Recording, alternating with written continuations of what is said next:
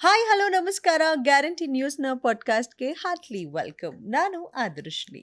ಇವತ್ತು ನನ್ನ ಜೊತೆ ಇರೋರು ಕಲೆಯಲ್ಲೇ ಉಸಿರಾಡ್ತಾ ಇರೋರು, ಹಾಗೆ ರಂಗಭೂಮಿಗೆ ಅಪಾರ ಕೊಡುಗೆಯನ್ನು ನೀಡಿದವರು.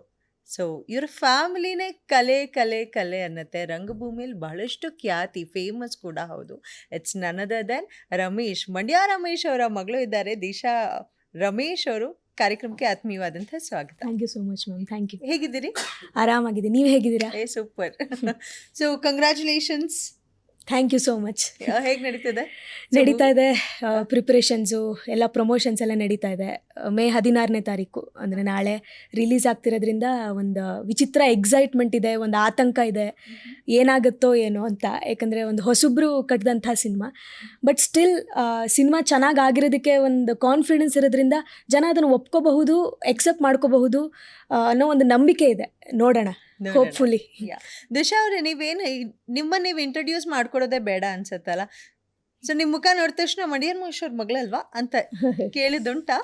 ಹೌದೌದು, ಸುಮಾರು ಜನ ತುಂಬಾ ರಿಸೆಂಬಲ್ ಆಗ್ತೀರಾ ಅಪ್ಪನೇ ಹೋಲ್ಕೆ. ಆದ್ರೆ ಒಂದ್ಸತಿ ನಮ್ಮ ಅಮ್ಮ ನೋಡಿದ ಕೂಡಲೇ ಇಲ್ಲ ನಿಮ್ಮಮ್ಮ ನೋಡ್ದಂಗ ಆಗುತ್ತೆ ಅಂತ ಸುಮಾರು. ನಾನು ಅಮ್ಮ ನೋಡ್ಲಿಲ್ಲ ಅಲ್ಲ, ಸೊ ಅದಕ್ಕೆ ನಾನು ನಿಮ್ಗೆ ಆಮೇಲೆ ಫೋಟೋ ತೋರಿಸ್ತೀನಿ ತಕ್ಷಣ ಓ ಇಲ್ಲ ಅಪ್ಪನ್ಗಿಂತ ಅಮ್ಮನ್ ರಿಸೆಂಬ್ಲೆನ್ಸ್ ಇದೆ ಅಂತ ತುಂಬಾ ಹೇಳ್ತಾರೆ. ಅಂದ್ರೆ ಬೆಳೀತಾ ಇರುವಾಗ ಒಂದಷ್ಟು ಟೈಮ್ ತನಕ ತುಂಬಾ ಅಪ್ಪ ಅಪ್ಪ ಅನ್ನೋ ತರ ಕಾಣಿಸ್ತಿದ್ದೆ. ಬಟ್ ಒಂದು ಟೈಮ್ ಆದ್ಮೇಲೆ, ಒಂದು 10th ಎಲ್ಲ ಕಳೆದ್ಮೇಲೆ ಇಲ್ಲ ಅಮ್ಮ ಅಂತ ತುಂಬಾ ಅನ್ನಿಸ್ತೀಯ ನೀನು, ಮೆಚೋರ್ಡ್ ಲುಕ್ ಬಂದ್ಮೇಲೆ ಇಲ್ಲ ನಿಮ್ಮ ಅಮ್ಮ ಅಂತ ತುಂಬಾ ಅನ್ನಿಸ್ತೀಯ ಅಂತ. ಆದ್ರೂ ಫಸ್ಟ್ ಟೈಮ್ ಯಾರೇ ನೋಡಿದ್ರು ಅಪ್ಪ ಅಂತಾನೆ ಹೇಳ್ತಾರೆ. ಯಾಕಂದ್ರೆ ಅಪ್ಪನ ಫೇಸ್ ವ್ಯಾಲ್ಯೂ ಜಾಸ್ತಿ ಇದ್ದಿರೋದ್ರಿಂದ ಇಲ್ಲ ಅಪ್ಪ ಮಂಡ್ಯ ರಮೇಶ್ ಮಗಳು ಅಂತ ಅನಿಸ್ತಾಳೆ ಮುಖ ನೋಡಿದ ಕೂಡಲೇ. ಸೊ ತಮ್ಮ ಬಾಲ್ಯದ ಬಗ್ಗೆ ಹೇಳ್ಬೇಕಾದ್ರೆ, ಬಿಕಾಸ್ ಅಪ್ಪ ಸೆಲೆಬ್ರಿಟಿ, ಸೊ ಮನೆಗೆ ಸೆಲೆಬ್ರಿಟೀಸ್ ಎಲ್ಲ ಬರೋದು ಹೋಗೋದು ತುಂಬ ಆಗ್ತಿರುತ್ತೆ. ಆ್ಯಂಡ್ ಅದೊಂದಿರುತ್ತಲ್ಲ, ಸೆಲೆಬ್ರಿಟಿ ಮಗಳು ಅಂದ ತಕ್ಷಣ ಒಂದು ಕಿರೀಟ ಥರ ತಲೆ ಮೇಲೆ, ಆ ಥರದ್ದೆಲ್ಲ ಆಯ್ತಾ? ಹೇಗಿತ್ತು? ಇಲ್ಲ ನನ್ಗೆ ಅದು ಗೊತ್ತೇ ಆಗ್ತಿದ್ದಿರ್ಲಿಲ್ವಲ್ಲ. ಅಂದರೆ ನಾನು ಹುಟ್ಟಿದ ಟೈಮ್ ಅಷ್ಟೊತ್ತಿಗೆ ಆಲ್ರೆಡಿ ಅಪ್ಪ ಪಾಪ್ಯುಲರ್ ಆಗಿಬಿಟ್ಟಿದ್ರು ಜನುಮದ ಜೋಡಿ ಮಾಡ್ತಾ. ಸೊ ಅವ್ರು ಏನಂತ ಹೇಳಿದ್ರೆ ಅದೆಲ್ಲ ಏನು ಇಟ್ಕೊಂಡು ಬೆಳಿಬಾರ್ದು ಅನ್ನೋ ಥರನೇ ತುಂಬ ನಾರ್ಮಲ್ ಆಗಿ ಬೆಳೆಸ್ತಾ ಬಂದರು. ಅಂದರೆ ಹೆಚ್ಚು ಎಲ್ಲದಕ್ಕೂ ಸ್ಪೂನ್ ಫೀಡ್ ಮಾಡೋದು, ತುಂಬ ಓವರ್ ಪ್ಯಾಂಪರ್ ಮಾಡೋದು ಅಮ್ಮ ಆಗಲಿ ಅಪ್ಪ ಆಗಲಿ ಇಬ್ಬರು ಮಾಡಲಿಲ್ಲ. ಮುದ್ದು ಮಾಡೋರು, ಎಷ್ಟು ಬೇಕೋ ಅಷ್ಟು ಮುದ್ದು ಮಾಡೋರು. ಮನೆಗೆಲ್ಲ ಸೆಲೆಬ್ರಿಟೀಸ್ ಬಂದರು, ನನಗೆ ಏನಂತಂದರೆ ಗೊತ್ತಾಗ್ತಿರ್ಲಿಲ್ವಲ್ಲ, ಹುಟ್ಟಿದ ಹಬ್ಬಕ್ಕೆ ತುಂಬ ದೊಡ್ಡ ಜನ ಎಲ್ಲ ಬರ್ತಿರ್ತಿದ್ರು. ಅಪ್ಪಂಗೊಂದು ಖುಷಿ ಆಗ್ತಿತ್ತು, ಇವ್ರ ಆಶೀರ್ವಾದ ಎಲ್ಲ ಸಿಕ್ಕಿದ್ರೆ ಇವಳು ಮುಂದೆ ಈ ಥರ ಕಲೆನಲ್ಲಿ ಮುಂದುವರೆದ್ರೆ ಏನೋ ಖುಷಿ ಆಗುತ್ತೆ ಅನ್ನೋ ಒಂದು ಆಶಯ ಇರ್ತಿತ್ತು. ಸೊ ಎಲ್ಲರೂ ಬಂದು ವಿಶ್ ಮಾಡುವಾಗಲೂ ನನಗೆ ಏನೂ ಗೊತ್ತಾಗ್ತಿರ್ಲಿಲ್ಲ, ನನ್ನಷ್ಟಕ್ಕೆ ನಾನು ಇರ್ತಿದ್ದೆ ಅಷ್ಟೇ. ಯಾರೋ ಬಂದ್ರಾ, ಇವ್ರನ್ನ ನಾನು ನೋಡಿದ್ದೆ ಸಿನಿಮಾದಲ್ಲಿ, ವಿಷ್ಣುವರ್ಧನ್ ಸರ್ ಬಂದಿದ್ರು, ಅಂಬರೀಷ್ ಸರ್ ಬಂದಿದ್ರು. ಎಕ್ಸೈಟ್ಮೆಂಟ್ ಇರಲಿಲ್ವಾ? ಈ ಆ್ಯಕ್ಚುಲಿ ಏನೂ ಇರಲಿಲ್ಲ, ಗೊತ್ತಾಗ್ತಾನೆ ಇರಲಿಲ್ವಲ್ಲ. ಏನೊಂದು UKG LKG ಇರ್ತಿದ್ದೆ, ಬಟ್ ಅವ್ರನ್ನ ಟಿ ವಿನಲ್ಲಿ ನೋಡ್ತಿದ್ದವರು ಎದುರುಗಡೆ ಹಿಂಗೆ ಬಂದಾಗ ಅವ್ರದ್ದೊಂದು ಪರ್ಫ್ಯೂಮ್ ಫ್ರಾಗ್ರೆನ್ಸ್ ಎಲ್ಲ ಬಂದಾಗ ವಾವ್ ಅಂತ ಒಂದು ಆರಾ ಕ್ರಿಯೇಟ್ ಆಗ್ತಿದ್ದು ಗೊತ್ತಾಗ್ತಿತ್ತು. ಇವ್ರು ನಿಜವಾಗ್ಲೂ ದೊಡ್ಡ ವ್ಯಕ್ತಿಗಳು, ಇವರು ಎಷ್ಟು ಸಾಧನೆ ಮಾಡಿದ್ದಾರೆ, ಅಪ್ಪ ಇವ್ರನ್ನೆಲ್ಲ ಕರ್ಕೊಂಡು ಬರ್ತಿದ್ದಾರೆ, ಅಯ್ಯೋ ಇವ್ರ ಥರ ಆಗೋದಕ್ಕಾಗತ್ತಾ ನಮಗೆಲ್ಲ, ಆ ರೇಂಜಿಗೆ ನಾವು ರೀಚ್ ಮಾಡೋದಕ್ಕಾಗತ್ತಾ ಅನ್ನೋದೆಲ್ಲ ಯೋಚನೆ ಬರ್ತಿತ್ತು. ಅಯ್ಯೋ ಇವರೆಲ್ಲ ನಮ್ಮ ಮನೆಗೆ ಬರ್ತಿದ್ದಾರೆ, ಸಖತ್ ಖುಷಿ ಆಗ್ತಿದೆ ಅಂತ ಬರ್ತಿದ್ದಾರೆ ಅಂದ್ರೆ ಅದು ಇನ್ನೊಂಥರ ಆಗ್ತಿತ್ತು. ಆದರೆ ಇನ್ನೇನು ಬೇರೆ ಯೋಚನೆ ಆಗ್ತಿದ್ದಿರಲಿಲ್ಲ, ಖುಷಿ ಆಗ್ತಿತ್ತು. ಬರ್ತಿದ್ದಾರೆ, ಟಿ ವಿಲಿ ನೋಡ್ತಿದ್ದವ್ರು ನಮ್ಮ ಮನೆಗೆ ಬರ್ತಿದ್ದಾರೆ ಅಂತ. ಸೊ ಅವ್ರನ್ನ ನೋಡೋಕ್ಕೆ ಅಂತ ನಾನು ಹುಡ್ದ ಹಬ್ಬಕ್ಕೆಲ್ಲ, ನಾನು ಬರ್ತ್ಡೇಗೆ ವಿಶ್ ಮಾಡೋಕ್ಕೆ ಬರ್ತಿದ್ರು ಇಲ್ವೋ, ಅವ್ರನ್ನ ನೋಡೋಕ್ಕಿಂತಲೇ ಒಂದಷ್ಟು ಜನ ಎಲ್ಲ ಬರ್ತಿರ್ತಿದ್ರು. ಸೊ ಒಂದು ಒಳ್ಳೆ ಎನ್ವಿರಾನ್ಮೆಂಟ್ ಅಪ್ಪ ಕ್ರಿಯೇಟ್ ಮಾಡಿಕೊಟ್ರು. ಅಂದರೆ ಈ ಥರ ಅವ್ರಿಗಿರೋ ಫೇಮ್ನು ಹೇಗೆ ಹ್ಯಾಂಡ್ಲ್ ಮಾಡಬೇಕು, ಅಂದರೆ ಎಷ್ಟು ಪಾಸಿಟಿವ್ ಆಗಿ, ಏನು ಎಲ್ಲೂ ಮಿಸ್ಯೂಸ್ ಆಗಿ ಬಳಕೆ ಆಗದೇ ಇರೋ ಹಾಗೆ ಹೇಗೆ ಬದುಕಬೇಕು ಅಂತ ಅನ್ನೋದನ್ನ ತುಂಬ ಚಿಕ್ಕ ವಯಸ್ಸಿಂದನೇ ನನಗೆ ಹೇಳ್ಕೊಡ್ತಾ ಬಂದರು ಅಪ್ಪ. ಹಾಗಾಗಿ ಅದು ಎಲ್ಲೂ ಹಾದಿ ಮಿಸ್ ಆಗಲಿಲ್ಲ. ಇಲ್ಲಿನ ತನಕನೂ ಮುಂದೆನೂ ಹಾಗೆ ಬದುಕಬೇಕು ಅಂತಲೇ ನನಗೆ ಅನಿಸುತ್ತೆ. ನೈಸ್. ಅದಕ್ಕೆ ನೀವು ತುಂಬ ಸಿಂಪಲ್. ಸೊ ನಿಮ್ಮ ಬಾಲ್ಯನ ನೆನ್ಸ್ಕೊಳ್ಳೋದಾದ್ರೆ ಎಲ್ಲಿ ವಿದ್ಯಾಭ್ಯಾಸ ಮಾಡಿದ್ದು, ಹೇಗಿದ್ರು? ದಿಶಾ ತುಂಬ ತುಂಟಿನ, ಅಪ್ಪನ ಹತ್ರ ಹೊಡ್ಸ್ಕೊಂಡಿರೋದಿದೆಯಾ, ಏನು ಕತೆ? ನಾನು ಸ್ಕೂಲಿಂಗ್ ಅಂದರೆ ಒಂದು 1st to 7th ಮಾಡಿದ್ದು ನಾನು ಗೋಕುಲ ಸ್ಕೂಲ್ನಲ್ಲಿ. ಆಮೇಲೆ ಹೈಸ್ಕೂಲೆಲ್ಲ ಮಾಡಿದ್ದು ನನ್ನ ಸ್ಕೂಲಿಂಗು ರಾಮಕೃಷ್ಣ ವಿದ್ಯಾಕೇಂದ್ರದಲ್ಲಿ. ಅದಾದಮೇಲೆ ಕೌಟಿಲ್ಯ ವಿದ್ಯಾಲಯನಲ್ಲಿ PU, ನಂದು ಮಹಾಜನಾಸ್ನಲ್ಲಿ ನಂದು ಡಿಗ್ರಿ ಮಾಡಿದೆ. ಆಮೇಲೆ ನಂದು ಮಾಸ್ಟರ್ಸ್ ಇನ್ ಥಿಯೇಟರ್ ನಾನು ಮಾಡಿದ್ದು ಗಂಗೂಬಾಯಿ ಹಾನ್ಗಲ್ ಯೂನಿವರ್ಸಿಟಿನಲ್ಲಿ. ಸೊ ಇಷ್ಟು ದೊಡ್ಡ ಜರ್ನಿನಲ್ಲಿ ತುಂಬ ಒಳ್ಳೊಳ್ಳೆ ಗಳಿಗೆಗಳನ್ನ ಕಳೆದಿದ್ದೀನಿ. ನನ್ನ childhood one of the best childhoods ಅಂತಲೇ ಹೇಳ್ಬೋದು. ಅಂದರೆ ಈಗಿನ ಮಕ್ಳಿಗೆ ಕಂಪೇರ್ ಮಾಡಿಕೊಂಡ್ರೆ ಅಂತ ಹೇಳ್ತಿರೋದು. ಯಾಕಂದರೆ ಎಷ್ಟೊಂದು ಜನಕ್ಕೆ ಈಗ ಆಚೆ ಬಂದು ಏನು ಕಾಲ ಕಳಿಯೋಕ್ಕೆ ಅವಕಾಶನೇ ಇದ್ದಿರಲ್ಲ, ಎಲ್ಲ ಮೊಬೈಲ್ನಲ್ಲಿ ಆಡೋವಂಥ ಟೈಮ್. ಬಟ್ ನಮ್ಮದೇ ಅನಿಸುತ್ತೆ ಒಂದು ಎಂಡ್ ಆಫ್ ಇನ್ನೋಸೆನ್ಸ್ ಅನ್ನೋ ಥರ. ಆ ಎರಾ ಏನಿದೆ, ಒಂದು 90s ಕಿಡ್ಸ್ ಇದೆಯಲ್ಲ, ಅದಾದ್ಮೇಲಿಂದ ಈಗಿನ ಮಕ್ಕಳಿಗೆ ಆ ಮಜಾ ಖಂಡಿತವಾಗ್ಲೂ ಸಿಗ್ತಿಲ್ಲ. 90s kids actually most innocent ಅಮ್ಮಂದಿರ ನೋಡ್ರು. ನಿಜ ನಾನು ತುಂಟಿನೂ ಆಗಿರ್ತಿದ್ದೆ, ಬಟ್ ತುಂಬ ಹಿಂಜರಿಕೆ ಇತ್ತು ನನಗೆ. ಅಂದರೆ ಅದರು ಇನ್ಫ್ಯಾಕ್ಟ್ ನನಗೆ ಈಗ ನಾನು ಸ್ಟೇಜ್ ಪರ್ಫಾರ್ಮೆನ್ಸ್ ಕೊಡಬಹುದು, ಅಂದರೆ ನನಗೆ ಸ್ಟೇಜಿಗೆ ಅವಾಗ ಏನಾದರೂ ಬಿಟ್ಟಿದ್ದೆ ಇದ್ದಿದ್ರೆ, ಅಂದರೆ ಅಪ್ಪ ಅಮ್ಮ ಇಬ್ಬರು ಕಲಾವಿದರು. ಅಮ್ಮ ರಂಗಾಯಣದಲ್ಲಿ ಕಲಾವಿದ ಆಗಿದ್ದಂಥವ್ರು, ಸರೋಜಾ ಹೆಗಡೆ ಅಂತ.